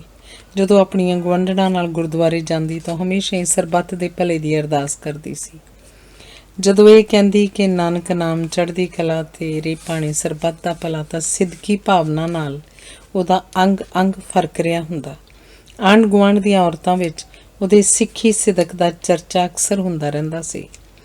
ਜਦੋਂ ਲੋਪੋਕੇ ਵਿਖੇ ਅੱਤਵਾਦੀਆਂ ਦੀਆਂ ਗੋਲੀਆਂ ਨੇ ਕੇਵਲ ਹਿੰਦੂਆਂ ਨੂੰ ਹੀ ਆਪਣਾ ਨਿਸ਼ਾਨਾ ਬਣਾਉਣਾ ਸ਼ੁਰੂ ਕਰ ਦਿੱਤਾ ਤਾਂ ਉਹਦੇ ਬਾਰ-ਬਾਰ ਕਹਿਣ ਉੱਤੇ ਦਰਸ਼ਨ ਕੁਮਾਰ ਲੋਪੋਕੇ ਛੱਡ ਕੇ ਅੰਮ੍ਰਿਤਸਰ ਆ ਗਿਆ ਸੀ। ਇਸ ਅਰਸੇ ਵਿੱਚ ਦਰਸ਼ਨ ਕੁਮਾਰ ਦੀ ਘਰਵਾਲੀ ਗੁਰੂ ਘਰ ਦਾ ਆਸਰਾ ਭਾਲਦੀ ਰਹੀ ਸੀ, ਪਰ ਜਦੋਂ ਅੰਮ੍ਰਿਤਸਰ ਵਿਖੇ ਵੀ ਅੱਤਵਾਦੀਆਂ ਦੀਆਂ ਭੂਤ ਮੰਡਲੀਆਂ ਨੇ ਹਿੰਦੂਆਂ ਵਿਰੁੱਧ ਆਪਣੇ ਕਾਰੇ ਕਰਨੇ ਸ਼ੁਰੂ ਕਰ ਦਿੱਤੇ ਤਾਂ ਦਰਸ਼ਨ ਕੁਮਾਰ ਦੀ ਘਰਵਾਲੀ ਦੀ ਆਸਥਾ ਡੋਲ ਗਈ। ਪ੍ਰਤੀਕਰਮ ਵਜੋਂ ਆਪਣੇ ਘਰਵਾਲੇ ਵਾਂਗ ਸ਼ਿਵ ਸੈਨਾ ਦੀ ਹਮਾਇਤੀ ਤਾਂ ਨਾ ਬਣੀ, ਪਰ ਉਹ ਹਮੇਸ਼ਾ ਦੁਵਿਧਾ ਦਾ ਸ਼ਿਕਾਰ ਰਹਿੰਦੀ ਸੀ ਤੇ ਉਹਦਾ ਮਾਨਸਿਕ ਸੰਤੁਲਨ ਅਸਾਵਾਂ ਹੋ ਗਿਆ। ਉਹ ਕਾਰੇ ਹੱਥੇ ਅੱਤਵਾਦੀਆਂ, ਜ਼ੁਲਮੀ ਪੁਲਿਸ ਵਾਲਿਆਂ ਤੇ ਆਪਣੇ ਘਰ ਵਾਲੇ ਵਿਰੁੱਧ ਹਮੇਸ਼ਾ ਬਕੜਵਾ ਕਰਦੀ ਰਹਿੰਦੀ। ਜਦੋਂ ਅੰਮ੍ਰਿਤਸਰ ਵਿਖੇ ਅੱਤਵਾਦੀਆਂ ਵੱਲੋਂ ਨਿੱਤ ਵਾਰਦਾਤਾਂ ਹੋਣ ਲੱਗ ਪਈਆਂ, ਸਰਕਾਰ ਨੇ ਸ਼ਹਿਰ ਵਿੱਚ 48 ਘੰਟੇ ਦਾ ਕਰਫਿਊ ਲਗਾ ਦਿੱਤਾ। ਦਰਸ਼ਨ ਕੁਮਾਰ ਦੀ ਘਰਵਾਲੀ ਦਿਨ ਰਾਤ ਸੋਚਦੀ ਰਹਿੰਦੀ ਕਿ ਹੁਣ ਤਾਂ ਥੋੜ੍ਹੀ ਬਹੁਤੀ ਦੁਕਾਨਦਾਰੀ ਵੀ ਗਈ। ਉਹ ਅੰਦਰੇ ਅੰਦਰ ਘੁਲਦੀ ਰਹਿੰਦੀ ਸੀ ਤੇ ਉਹਦਾ ਚਿਹਰਾ ਮੂਹਰਾ ਪਿਘਲੀ ਮੋਮ ਵਰਗਾ ਹੋ ਗਿਆ। ਜਦੋਂ 48 ਘੰਟੇ ਦਾ ਕਰਫਿਊ 2 ਦਿਨਾਂ ਲਈ ਹੋਰ ਵਧਾ ਦਿੱਤਾ ਗਿਆ ਤਾਂ ਸਰਕਾਰ ਵੱਲੋਂ ਇਹ ਹੁਕਮ ਜਾਰੀ ਕੀਤਾ ਗਿਆ ਕਿ ਦੁਕਾਨਾਂ ਕੇਵਲ 2 ਘੰਟਿਆਂ ਲਈ ਖੋਲ੍ਹੀਆਂ ਜਾਣ। ਨਿੱਤ ਦੀਆਂ ਲੋੜਾਂ ਪੂਰੀਆਂ ਕਰਨ ਲਈ ਦੁਕਾਨਾਂ ਅੱਗੇ ਕਰਫਿਊ ਖੁੱਲ੍ਹਣ ਸਮੇਂ ਲੋਕਾਂ ਦੀਆਂ ਭੀੜਾਂ ਇਕੱਠੀਆਂ ਹੋ ਜਾਂਦੀਆਂ ਸਨ। ਇਸ ਸਮੇਂ ਘਰ ਅੰਦਰ ਹੋਣ ਕਾਰਨ ਦਰਸ਼ਨ ਕੁਮਾਰ ਦੀ ਹੱਟੀ 24 ਘੰਟੇ ਖੁੱਲ੍ਹੀ ਰਹਿੰਦੀ ਸੀ। ਗਲੀ ਮੁਹੱਲੇ ਤੇ ਆਸ-ਪਾਸ ਦੇ ਲੋਕ ਇੱਕ ਦੂਜੇ ਦੇ ਕੋਠੇ ਟੱਪਦੇ ਤੇ ਬੇਗਾਨੇ ਘਰਾਂ ਦੀਆਂ ਪੌੜੀਆਂ ਉਤਰਦੇ ਦਰਸ਼ਨ ਕੁਮਾਰ ਦੇ ਘਰ ਆ ਕੇ ਉਹਦੀ ਦੁਕਾਨ ਤੋਂ ਨਿੱਤ ਦੀਆਂ ਲੋੜਾਂ ਲਈ ਚੀਜ਼ਾਂ ਖਰੀਦਦੇ ਸਨ। ਜਦੋਂ ਹਾਲਾਤ ਠੀਕ ਨਾ ਹੋਏ ਤਾਂ ਦਰਸ਼ਨ ਕੁਮਾਰ ਕਰਫਿਊ ਦੇ ਖੁੱਲ੍ਹਣ ਸਮੇਂ ਬਾਜ਼ਾਰ ਦੇ ਥੋਕ ਵਪਾਰੀਆਂ ਤੋਂ ਵਿਕੇ ਹੋਏ ਸਮਾਨ ਦੀ ਪੂਰਤੀ ਲਈ ਹੋਰ ਸਮਾਨ ਖਰੀਦ ਲਿਆਉਂਦਾ ਸੀ। ਉਹਦੇ ਘਰ ਦਾ ਪਿਛਲਾ ਕਮਰਾ ਜਿਸ ਪਾਸੇ ਖੁੱਲ੍ਹਦਾ ਸੀ ਉਹ ਗਲੀ ਦੇ ਦਰਵਾਜ਼ੇ ਤੋਂ ਥੋੜ੍ਹੀ ਦੂਰ ਹੀ ਸੀ, ਪਰ ਪਿਛਲੀ ਗਲੀ ਦੇ ਮੂਹਰੇ ਬਾਜ਼ਾਰ ਤੋਂ ਇਹ ਨਜ਼ਰ ਨਹੀਂ ਸੀ ਆਉਂਦਾ। ਇਸ ਲਈ ਗਸ਼ਤ ਕਰਨ ਵਾਲੀਆਂ ਪੁਲਿਸ ਜਾਂ CRPF ਦੀਆਂ ਟੋਲੀਆਂ ਨੂੰ ਇਸ ਬਾਰੇ ਕੁਝ ਪਤਾ ਨਹੀਂ ਸੀ ਲੱਗ ਸਕਦਾ। ਦਰਸ਼ਨ ਕੁਮਾਰ ਦੀ ਹੱਟੀ ਕਰਫਿਊ ਲੱਗਣ ਦੇ ਸਮੇਂ ਵੀ ਦਿਨ ਰਾਤ ਖੁੱਲ੍ਹੀ ਰਹਿੰਦੀ ਸੀ। ਇਸ ਤਰ੍ਹਾਂ ਦਰਸ਼ਨ ਕੁਮਾਰ ਦੀ ਦੁਕਾਨ ਖੂਬ ਚੱਲ ਨਿਕਲੀ। ਭਾਵੇਂ ਉਹਦੀ ਦੁਕਾਨ ਬਾਜ਼ਾਰ 'ਚ ਨਹੀਂ ਸੀ, ਪਰ ਗਲੀ 'ਚ ਲੋਕ ਫਿਰਦੇ ਤੁਰਦੇ ਰਹਿੰਦੇ ਸਨ। ਇਸ ਤਰ੍ਹਾਂ ਜਦੋਂ ਕਰਫਿਊ ਲੱਗਾ ਹੁੰਦਾ ਤਾਂ ਲੋਕ ਸਹਿਜੇ ਹੀ ਉਹਦੀ ਦੁਕਾਨ 'ਤੇ ਪਹੁੰਚ ਕੇ ਸੌਦਾ ਖਰੀਦਦੇ ਰਹਿੰਦੇ ਸਨ। ਹੁਣ ਜਦੋਂ ਉਸ ਕੋਲ 4 ਪੈਸੇ ਹੋ ਗਏ ਤਾਂ ਉਹ ਉਸ ਹੌਸਲਾ ਕਰਕੇ ਗਲੀ ਦੇ ਗੇਟ 'ਤੇ ਖੜ੍ਹੇ CRP ਦੇ ਬੰਦਿਆਂ ਨੂੰ ਪਹੁੰਚ ਕੇ ਉਹਨਾਂ ਨੂੰ ਕਦੇ-ਕਦੇ ਰਿਸ਼ਵਤ ਵੀ ਦੇਣੀ ਸ਼ੁਰੂ ਕਰ ਦਿੱਤੀ। ਸਿੱਟੇ ਵਜੋਂ ਬਾਜ਼ਾਰ ਵਾਲੇ ਪਾਸਿਓਂ ਵੀ ਲੋਕ ਉਹਦੀ ਦੁਕਾਨ 'ਤੇ ਪਹੁੰਚਣ ਲੱਗ ਪਏ। ਦਰਸ਼ਨ ਕੁਮਾਰ ਦੀ ਚਾਂਦੀ ਸੀ, ਕਿਉਂਕਿ ਸ਼ਹਿਰ 'ਚ ਹੁਣ ਕਰਫਿਊ ਤਾਂ ਲੱਗਾ ਹੀ ਰਹਿੰਦਾ ਸੀ। ਕੁਝ ਦਿਨਾਂ ਵਿੱਚ ਹੀ ਦਰਸ਼ਨ ਕੁਮਾਰ ਨੇ ਬੱਚਿਆਂ ਦੀਆਂ ਤੇ ਘਰਵਾਲੀ ਦੀਆਂ ਸਾਰੀਆਂ ਲੋੜਾਂ ਪੂਰੀਆਂ ਕਰ ਦਿੱਤੀਆਂ। ਘਰਵਾਲੀ ਨੇ ਮਨਪਸੰਦ ਸਾੜੀਆਂ ਖਰੀਦ ਲਈਆਂ। ਉਹ ਆਪਣੇ ਲਈ ਕੱਪੜਿਆਂ ਦੇ ਕਈ ਜੋੜੇ ਸਿਲਵਾ ਲਏ। ਹਰ ਮਹੀਨੇ ਬੱਚਿਆਂ ਦੀ ਸਕੂਲੀ ਫੀਸ ਦੇਣ ਲਈ ਪੈਸੇ ਰਾਖਵੇਂ ਰੱਖ ਲੈਂਦਾ ਸੀ। ਇਸ ਸਮੇਂ ਸਰਦੀਆਂ ਦਾ ਮੌਸਮ ਦੂਰ ਸੀ, ਪਰ ਉਸ ਘਰਵਾਲੀ ਨੂੰ ਆਖਿਆ ਕਿ ਬੱਚਿਆਂ ਦੇ ਸਵੈਟਰ ਬਣਾਉਣ ਦੇ ਲਈ ਵਧੀਆ ਉੱਨ ਖਰੀਦ ਲਵੇ। ਫਿਰ ਜਦੋਂ ਸ਼ਹਿਰ 'ਚ ਅਮਨ ਹੋ ਗਿਆ ਤੇ 1-2 ਮਹੀਨੇ ਸ਼ਹਿਰ ਵਿੱਚ ਸ਼ਾਂਤੀ ਰਹੀ ਤੇ ਬਾਜ਼ਾਰਾਂ 'ਚ ਹੱਟੀਆਂ ਖੁੱਲ੍ਹ ਗਈਆਂ। ਬਾਜ਼ਾਰਾਂ 'ਚ ਵਪਾਰ ਖੂਬ ਚੱਲਣ ਲੱਗਾ ਤੇ ਕਰਫਿਊ ਲਗਾਉਣ ਦੀ ਸਰਕਾਰ ਨੂੰ ਕੀ ਲੋੜ ਸੀ। ਦਰਸ਼ਨ ਕੁਮਾਰ ਦੀ ਘਰੇਲੂ ਦੁਕਾਨ ਮੁੜ ਭਾਂ-ਭਾਂ ਕਰਨ ਲੱਗੀ। ਉਸ ਦੀ ਦੁਕਾਨ 'ਤੇ ਕਦੀ ਕੋਈ ਗਾਹਕ ਆਉਂਦਾ ਸੀ। ਘਰੇਲੂ ਚੁੱਲ੍ਹਾ ਮੁੜ ਸਰਦ ਰਹਿਣ ਲੱਗਾ ਤੇ ਉਹਦੀ ਘਰਵਾਲੀ ਤੰਗ ਦਸਤੀ ਕਾਰਨ ਉਹਨੂੰ ਮੁੜ ਤਾਨੇ ਮਿਹਣੇ ਦੇਣ ਲੱਗ ਪਈ। ਉਹਦੇ ਘਰ ਨਿੱਤ ਘਮਸਾਨ ਮੱਚਿਆ ਰਹਿੰਦਾ ਸੀ। ਇੱਕ ਦਿਨ ਜਦੋਂ ਉਹਦਾ ਆਪਣੀ ਘਰਵਾਲੀ ਨਾਲ ਬਹੁਤ ਬੋਲ ਬੁਲਾਰਾ ਹੋਇਆ ਤਾਂ ਉਹਦਾ ਛੋਟਾ ਮੁੰਡਾ ਭੋਲੂ ਆਪਣੀ ਮਾਂ ਕੋਲੋਂ ਪੁੱਛਣ ਲੱਗਾ, ਮਾਂ ਜੀ, ਤੁਸੀਂ ਬਾਪੂ ਨਾਲ ਕਿਉਂ ਝਗੜਦੇ ਰਹਿੰਦੇ ਹੋ? ਆਖਰ ਕਿਸੇ ਨਾ ਕਿਸੇ ਦਿਨ ਕਰਫਿਊ ਲੱਗੇਗਾ ਹੀ, ਫੇਰ ਆਪੇ ਪਹਿਲੇ ਵਾਲੀਆਂ ਮੌਜਾਂ ਹੋ ਜਾਣਗੀਆਂ। ਧੰਨਵਾਦ। ਸਿੰਘ ਨਰੂਲਾ ਦੀ ਪੁਸਤਕ ਪੰਛੀ ਦੀ ਉਡਾਣ ਦੀ ਕਹਾਣੀ ਹੈ ਉਜੜੇ ਪੁਜੜੇ। ਜਦੋਂ ਨੱਥਾ ਸਿੰਘ ਕੁਝ ਦਵਾਈਆਂ ਲੈ ਕੇ ਲਾਗਲੀ ਸ਼ਹਿਰੋਂ ਮੁੜ ਰਿਹਾ ਸੀ ਤਾਂ ਦੁਪਹਿਰਾਂ ਢਲਣ 'ਤੇ ਵੀ ਅੱਖਰਾਂ ਦੀ ਗਰਮੀ ਪੈ ਰਹੀ ਸੀ। ਦੂਰ ਦੂਰ ਤੱਕ ਕੱਚੇ ਪਹਿਆਂ ਉੱਤੇ ਮਟਮੈਲੇ ਧੱਬਿਆਂ ਵਾਂਗ ਢਲਦੀ ਧੁੱਪ ਦੇ ਚਟਾਕ ਜਿਹੇ ਦਿਸਦੇ ਸਨ, ਜਿਵੇਂ ਜਾਦੂਈ ਢੰਗ ਨਾਲ ਕਿਸੇ ਅਦਿੱਖ ਵਿਅਕਤੀ ਨੇ ਪਹੇ ਦੇ ਮਟਮੈਲੇਪਣ ਨੂੰ ਦੂਰ ਕਰਨ ਦੀ ਅਸਫਲ ਕੋਸ਼ਿਸ਼ ਕੀਤੀ ਹੋਵੇ। ਨੱਥਾ ਸਿੰਘ ਨੂੰ ਦੂਰੋਂ ਉਹਦਾ ਬਿਨਾਂ ਬਾਰੀਆਂ ਬੂਹਿਆਂ ਦੇ 2 ਮੰਜ਼ਿਲਾ ਮਕਾਨ ਨਜ਼ਰ ਆ ਰਿਹਾ ਸੀ। ਜਦੋਂ ਮਕਾਨ ਦੀ ਨਾਮੁਕੰਮਲ ਮਮਟੀ ਉੱਤੇ ਉਹਦੀ ਨਿਗਾਹ ਪਈ ਤਾਂ ਉਸ ਦੇਖਿਆ ਕਿ ਮਮਟੀ ਉੱਤੇ ਬੈਠੀਆਂ ਕੁਝ ਗਿਰਜਾਂ ਹੇਠਲੀ ਗਲੀ ਵੱਲ ਝਾਕਦੀਆਂ ਨਾ ਉਮੀਦੀ ਨਾਲ ਆਪਣੀਆਂ ਗਰਦਨਾਂ ਹਿਲਾ ਰਹੀਆਂ ਸਨ। ਸਾਰਾ ਰਸਤਾ ਆਪਣੇ ਖੀਸੇ ਵਿੱਚੋਂ ਰਿਉੜੀਆਂ ਕੱਢ ਕੇ ਖਾਂਦਾ ਰਿਹਾ ਸੀ ਤੇ ਕਈ ਵਾਰ ਉਹ ਰਿਉੜੀਆਂ ਨਾਲ ਭਰੀ ਹੋਈ ਮੁੱਠੀ ਸਾਰੀ ਦੀ ਸਾਰੀ ਮੂੰਹ ਵਿੱਚ ਪਾ ਲੈਂਦਾ ਸੀਗਾ। ਪਰ ਉਹ ਇਸ ਸਭ ਕੁਝ ਤੋਂ ਬੇਖਬਰ ਸਾਰਾ ਰਸਤਾ ਰਿਉੜੀਆਂ ਚਬਾਉਂਦਾ ਰਿਹਾ ਸੀ। ਜਦੋਂ ਰਿਉੜੀਆਂ ਚਬਾਉਂਦਾ ਹੋਇਆ ਆਪਣੇ ਮਕਾਨ ਦੇ ਨੇੜੇ ਪਹੁੰਚਿਆ ਤਾਂ ਉਸ ਕੁਝ ਰਿਉੜੀਆਂ ਹਵਾ 'ਚ ਉਲਾਰੀਆਂ, ਜਿਵੇਂ ਉਹ ਬਦਸ਼ਗਨ ਗਿਰਜਾਂ ਨੂੰ ਆਪਣੇ ਮਕਾਨ ਦੇ ਬੰਨਿਆਂ ਤੋਂ ਉਡਾ ਕੇ ਪਿੰਡ ਦੇ ਦੂਸਰੇ ਮਕਾਨਾਂ ਵੱਲ ਭੇਜਣਾ ਚਾਹੁੰਦਾ ਹੋਵੇ। ਉਹ ਆਪਣੇ ਇਸ ਯਤਨ 'ਚ ਅਸਫਲ ਰਿਹਾ ਤੇ ਗਿਰਜਾਂ ਨੇ ਉਸਦੇ ਮਕਾਨ ਦੇ ਬੰਨਿਆਂ ਉੱਤੇ ਬੈਠੀਆਂ ਵਿੰਗੀਆਂ ਟੇਢੀਆਂ ਚੁੰਝਾਂ ਨੂੰ ਚੁੱਕਦੀਆਂ ਚਿੱਕੜ ਪੁਰਚੀ ਗਲੀ ਵੱਲ ਦੇਖਦੀਆਂ ਰਹੀਆਂ। ਨੱਥਾ ਸਿੰਘ ਦੇ ਮਕਾਨ ਦੇ ਲਾਗੇ ਹੀ ਪੰਚਾਇਤ ਘਰ ਸੀ, ਜਿਹੜਾ ਕਿ ਪ੍ਰੇਤਾਂ ਗਰਸੀ ਹਵੇਲੀ ਵਾਂਗ ਸੁੰਨਾ ਪਿਆ ਸੀ।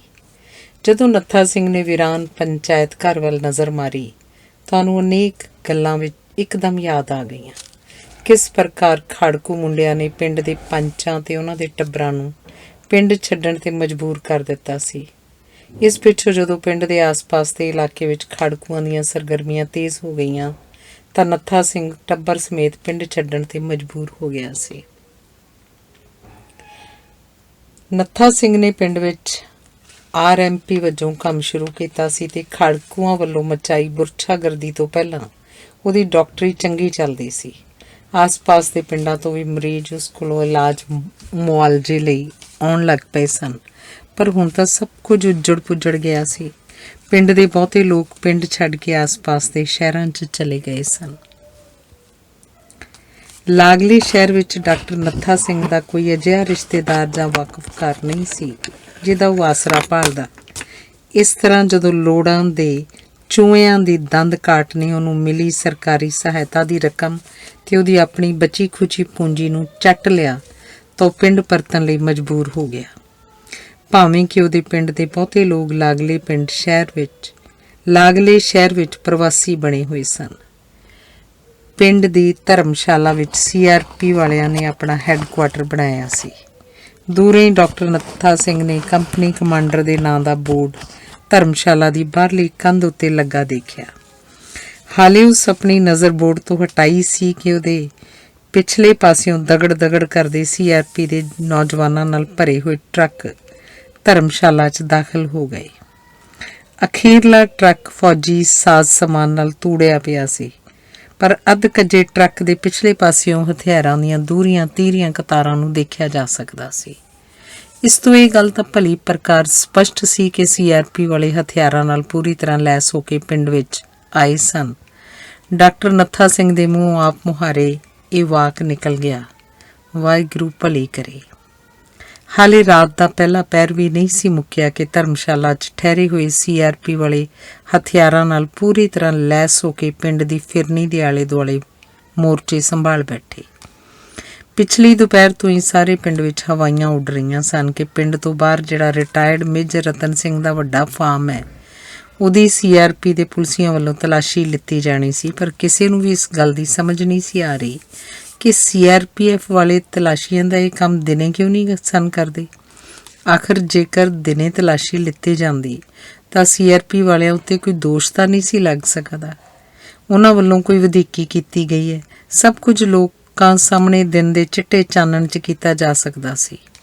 ਰਿਟਾਇਰਡ ਮੇਜਰ ਰਤਨ ਸਿੰਘ ਨੇ ਪਿੰਡ ਦੀ ਸੱਥ ਵਿੱਚ ਵੱਜ ਵਜਾ ਕੇ ਆਖ ਦਿੱਤਾ ਸੀ ਕਿ ਨਾ ਤਾਂ ਉਹ ਖੜਕੂਆਂ ਦਾ ਮਦਦਗਾਰ ਹੈ ਤੇ ਨਾ ਹੀ ਉਹਨਾਂ ਨੂੰ ਕੋਈ ਸਹਾਇਤਾ ਦਿੰਦਾ ਹੈ। ਉਹਦਾ ਆਪਣਾ ਦਾਮਨ ਬਿਲਕੁਲ ਸਾਫ਼ ਸੀ। ਸਾਰੀ ਰਾਤ ਫਾਰਮ ਵਾਲੇ ਪਾਸਿਓਂ ਗੋਲੀਆਂ ਚੱਲਣ ਦੀਆਂ ਆਵਾਜ਼ਾਂ ਆਉਂਦੀਆਂ ਰਹੀਆਂ।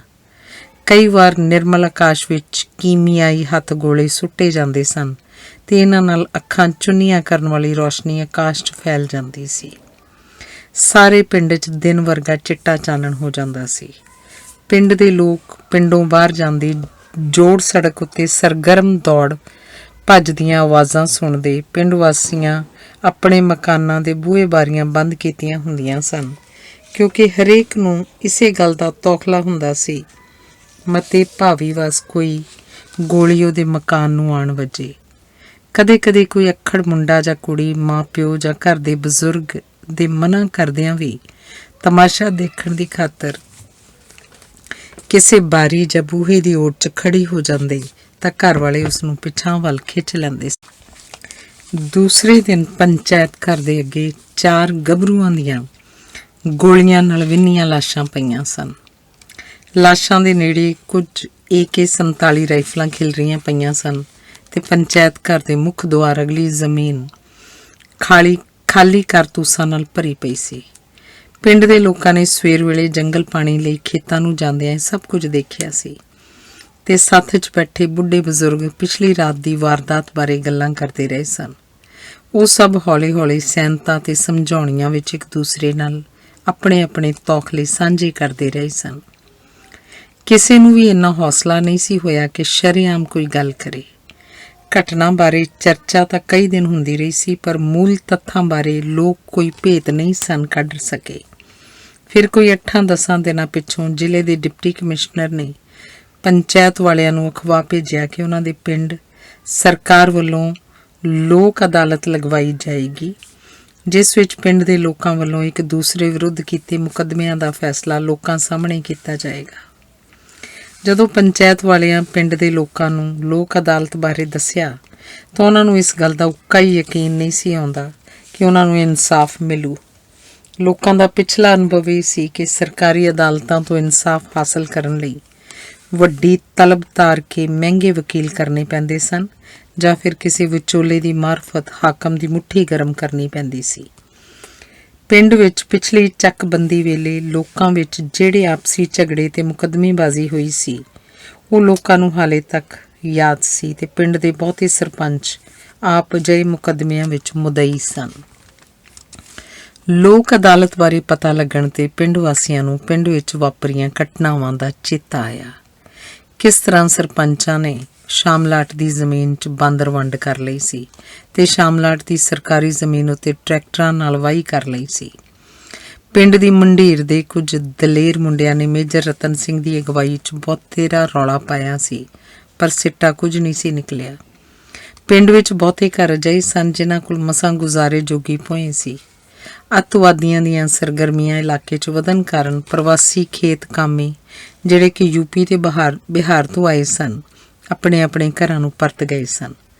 ਥੋੜ੍ਹੀ ਭੌਂ ਵਾਲੇ ਕਿਸਾਨ ਹੁਣ ਸਰਪੰਚ ਦੇ ਤਰਲੇ ਕਰਦੇ ਰਹਿੰਦੇ ਸਨ ਕਿ ਉਹਨਾਂ ਦੀ ਭੌਂ ਦੇ ਵਾਹੀ ਲਈ ਟਰੈਕਟਰ ਕਿਰਾਏ 'ਤੇ ਦਿੱਤਾ ਜਾਵੇ, ਜਿਹਦੇ ਬਦਲੇ ਵਿੱਚ ਉਹ ਆਪਣੀ ਭੌਂ ਦਾ ਬਹੁਤਾ ਹਿੱਸਾ ਸਰਪੰਚ ਜਾਂ ਟਰੈਕਟਰਾਂ ਵਾਲੇ ਦੂਸਰੇ ਵੱਡੇ ਕਿਸਾਨਾਂ ਨੂੰ ਦੇਣ ਲਈ ਤਿਆਰ ਹੋ ਗਏ ਸਨ। ਇਹ ਟਰੈਕਟਰਾਂ ਦੇ ਮਾਲਕ ਕਿਸਾਨ ਹਰ ਗੱਲ ਲਈ ਛੋਟੇ ਕਿਸਾਨਾਂ ਤੋਂ ਕਾਗਜ਼ ਕਰਾ ਕੇ ਅੰਗੂਠਾ ਲਗਵਾ ਲੈਂਦੇ ਸਨ ਜਾਂ ਟਰੈਕਟਰਾਂ ਦੇ ਕਿਰਾਏ ਦੀ ਰਕਮ ਵਧੀ ਹੋਈ ਦਰ ਦੇ ਹਿਸਾਬ ਨਾਲ ਵਹੀ ਖਾਤੇ ਉੱਤੇ ਲਿਖਵਾ ਲੈਂਦੇ ਸਨ। ਕੇਵਲ ਰਿਟਾਇਰਡ ਮੇਜਰ ਰਤਨ ਸਿੰਘ ਹੀ ਸਰਪੰਚ ਤੇ ਦੂਜੇ ਵੱਡੇ ਜ਼ਿਮੀਂਦਾਰਾਂ ਦੀਆਂ ਨਜਾਇਜ਼ ਮੰਗਾਂ ਦਾ ਵਿਰੋਧ ਕਰਦਾ ਉਹਨਾਂ ਅੱਗੇ ਅੜਦਾ ਹੁੰਦਾ ਸੀ। ਇਸ ਤਰ੍ਹਾਂ ਪਿੰਡ ਵਿੱਚ ਨਵੇਂ ਸ਼ਾਹੂਕਾਰ ਪੈਦਾ ਹੋ ਗਏ ਸਨ। ਇਹਨਾਂ ਦੀ ਚਾਂਦੀ ਸੀ ਕਿਉਂ ਪੁਰਾਣੇ ਹਿੰਦੂ ਸ਼ਾਹੂਕਾਰ ਤਾਂ ਪਿੰਡ ਛੱਡ ਗਏ ਸਨ। ਇਹ ਨਵੇਂ ਸ਼ਾਹੂਕਾਰ ਵੱਡੇ ਜ਼ਿਮੀਂਦਾਰ ਪੁਰਾਣੇ ਹਿੰਦੂ ਸ਼ਾਹੂਕਾਰਾਂ ਤੋਂ ਕਿਤੇ ਭੈੜੇ ਸਨ। ਛੋਟੇ ਜ਼ਿਮੀਂਦਾਰ ਦੀ ਜਾਨ ਕੁੜਿੱਕੀ 'ਚ ਫਸ ਗਈ ਸੀ ਤੇ ਜਦੋਂ ਚੱਕਬੰਦੀ ਵਾਲਿਆਂ ਵੀ ਸਰਪੰਚ ਦੇ ਹੱਥੀਂ ਚੜ੍ਹ ਕੇ ਲੋਕਾਂ ਨਾਲ ਦਗਾ ਕੀਤਾ ਤਾਂ ਉਹਨਾਂ ਦੇ ਦਿਲ ਟੁੱਟ ਗਏ। ਲੋਕ ਅਦਾਲਤਾਂ ਬਾਰੇ ਸੁਣ ਕੇ ਲੋਕਾਂ ਨੂੰ ਕੁਝ ਧਰਵਾਸ ਹੋਈ। ਮੇਜਰ ਰਤਨ ਸਿੰਘ ਨੇ ਛੋਟੇ ਕਿਸਾਨਾਂ ਦੇ ਹੱਕ 'ਚ ਆਵਾਜ਼ ਉਠਾਈ ਸੀ, ਪਰ ਨਕਾਰਖਾਨੇ ਵਿੱਚ ਇਕੱਲੇ ਪੰਛੀ ਦੀ ਆਵਾਜ਼ ਕੌਣ ਸੁਣਦਾ ਹੈ।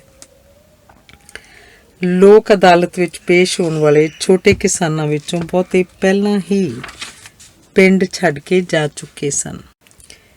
ਲੋਕਾਂ ਦੇ ਪਿੰਡ ਛੱਡੇ ਜਾਣ ਦੇ ਬਾਵਜੂਦ ਮੇਜਰ ਰਤਨ ਸਿੰਘ ਲੋਕ ਅਦਾਲਤ ਵਿੱਚ ਗੈਰ ਹਾਜ਼ਰ ਕਿਸਾਨਾਂ ਦੇ ਹੱਕਾਂ ਲਈ ਲੜਦਾ ਰਿਹਾ ਸੀ। ਛੋਟੇ ਕਿਸਾਨਾਂ ਨੂੰ ਇਸ ਗੱਲ ਦੀ ਕੋਈ ਖਾਸ ਉਮੀਦ ਨਹੀਂ ਸੀ ਕਿ ਲੋਕ ਅਦਾਲਤ ਵਾਲੇ ਕੋਈ ਮੁਨਸਫੀ ਦੀ ਗੱਲ ਕਰਨਗੇ। ਜਦੋਂ ਪਿੰਡ ਵਿੱਚ ਲੋਕ ਅਦਾਲਤ ਲੱਗਣੀ ਹੁੰਦੀ ਸੀ ਤਾਂ ਸਰਪੰਚ ਨੂੰ ਪਹਿਲਾਂ ਹੀ ਪਤਾ ਲੱਗ ਜਾਂਦਾ ਸੀ। ਇਸ ਵਾਰ ਵੀ ਲੋਕ ਅਦਾਲਤ ਲੱਗਣ ਤੋਂ ਪਹਿਲਾਂ ਉਸ ਦੌੜ ਭੱਜ ਕਰਕੇ ਆਪਣੇ ਹਮਾਇਤੀ ਕਿਸਾਨਾਂ ਨੂੰ ਪਿੰਡ ਵਾਪਸ ਬੁਲਾ ਲਿਆ ਸੀ। ਸ਼ਾਮਲਾਟ ਉੱਤੇ ਸਰਪੰਚ ਵੱਲੋਂ ਕਬਜ਼ਾ ਕੀਤੇ ਜਾਣ ਵਿਰੁੱਧ ਬਹੁਤਾ ਰੌਲਾ ਪਿੰਡ ਦੇ ਹਿੰਦੂ ਸ਼ਾਹੂਕਾਰਾਂ ਨਹੀਂ ਪਾਇਆ ਸੀ।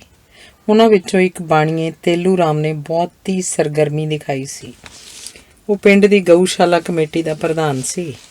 ਅੱਗੇ ਪਿੰਡ ਦੀ ਗਊਸ਼ਾਲਾ ਤੇ ਗਊਆਂ ਸ਼ਾਮਲਾਟ ਵਿੱਚ ਬਿਨਾਂ ਰੋਕ ਟੋਕ ਦੇ ਫਿਰਦੀਆਂ ਚਾਰਾ ਚਰ ਲੈਂਦੀਆਂ ਸਨ, ਪਰ ਜਦੋਂ ਦਾ ਸ਼ਾਮਲਾਟ ਉੱਤੇ ਸਰਪੰਚ ਵੱਲੋਂ ਜ਼ਬਰਦਸਤੀ ਕਬਜ਼ਾ ਕੀਤਾ ਗਿਆ ਸੀ, ਉਹਦੇ ਬੰਦੇ ਘਾਹ ਚਰਨ ਆਈਆਂ ਗਊਆਂ ਨੂੰ ਸੋਟੇ ਮਾਰ-ਮਾਰ ਕੇ ਨਸਾ ਦਿੰਦੇ ਸਨ। ਤੇਲੂ ਰਾਮ ਨੇ ਹਰਾ ਚਾਰਾ ਮੁੱਲ ਲੈ ਕੇ ਗਊਸ਼ਾਲਾ ਦੀ ਰਾਮਘਰ ਵਿੱਚ ਹੀ ਗਊਆਂ ਨੂੰ ਬੰਦ ਰੱਖਣਾ ਸ਼ੁਰੂ ਕਰ ਦਿੱਤਾ। ਇਸ ਤਰ੍ਹਾਂ ਗਊਆਂ ਦੀ ਦੇਖਭਾਲ ਪਹਿਲੇ ਨਾਲੋਂ ਚੰਗੇਰੇ ਢੰਗ ਨਾਲ ਹੋਣ ਲੱਗ ਪਈ। ਜਦੋਂ ਆਸ-ਪਾਸ ਦੇ ਇਲਾਕੇ 'ਚ ਦਹਿਸ਼ਤਗਰਦਾਂ ਦੀਆਂ ਸਰਗਰਮੀਆਂ ਸਿਖਰ 'ਤੇ ਸਨ ਤਾਂ ਤੇਲੂ ਰਾਮ ਨੇ ਵੀ ਪਿੰਡ ਛੱਡਣ ਲਈ ਮਜਬੂਰ ਹੋ ਗਿਆ। ਉਹਦੇ ਕਥਨ ਅਨੁਸਾਰ ਉਸ ਨੂੰ ਵਿਚਾਰੀਆਂ ਗਊਆਂ ਨੂੰ ਬੰਸੀ ਵਾਲੇ ਦੇ ਆਸਰੇ ਛੱਡਣਾ ਪਿਆ ਸੀ। ਲੋਕਾਂ ਨੇ ਉਹਦੀਆਂ ਗਊਆਂ ਹਥਿਆ ਲਈਆਂ ਸਨ। ਗਊਸ਼ਾਲਾ ਨੂੰ ਸਰਪੰਚ ਨੇ ਬਾਲਮੀਕੀਆਂ ਦੀ ਧਰਮਸ਼ਾਲਾ 'ਚ ਤਬਦੀਲ ਕਰਕੇ ਸਰਕਾਰ ਕੋਲੋਂ ਪੈਸੇ ਖਰੇ ਕਰ ਲਏ ਸਨ।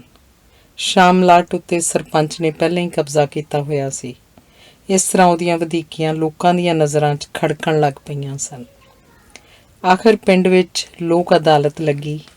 ਇਸ ਮੌਕੇ 'ਤੇ ਜ਼ਿਲ੍ਹੇ ਦੇ ਸਾਰੇ ਵੱਡੇ ਅਫਸਰਾਂ, ਡਿਪਟੀ ਕਮਿਸ਼ਨਰ, ਜ਼ਿਲ੍ਹਾ ਸਮਾਜ ਭਲਾਈ ਅਫਸਰ, ਬਲਾਕ ਅਫਸਰ, ਪ੍ਰਦੇਸ਼ ਦੇ ਡਾਇਰੈਕਟਰ, ਪੰਚਾਇਤ, ਜ਼ਿਲ੍ਹਾ ਵਿਕਾਸ ਅਫਸਰ ਆਦਿ ਸਭ ਆਏ। ਹਾਈ ਕੋਰਟ ਤੋਂ ਇੱਕ ਰਿਟਾਇਰਡ ਜੱਜ ਦੀ ਪ੍ਰਧਾਨਗੀ ਵਿੱਚ ਲੋਕ ਅਦਾਲਤ ਲੱਗੀ ਤੇ ਸਰਕਾਰੀ ਵਕੀਲ ਬਿਨਾਂ ਪੈਸਿਆਂ ਲੋਕਾਂ ਦੀ ਵਕਾਲਤ ਕਰਨ ਲਈ ਮੌਜੂਦ ਸਨ।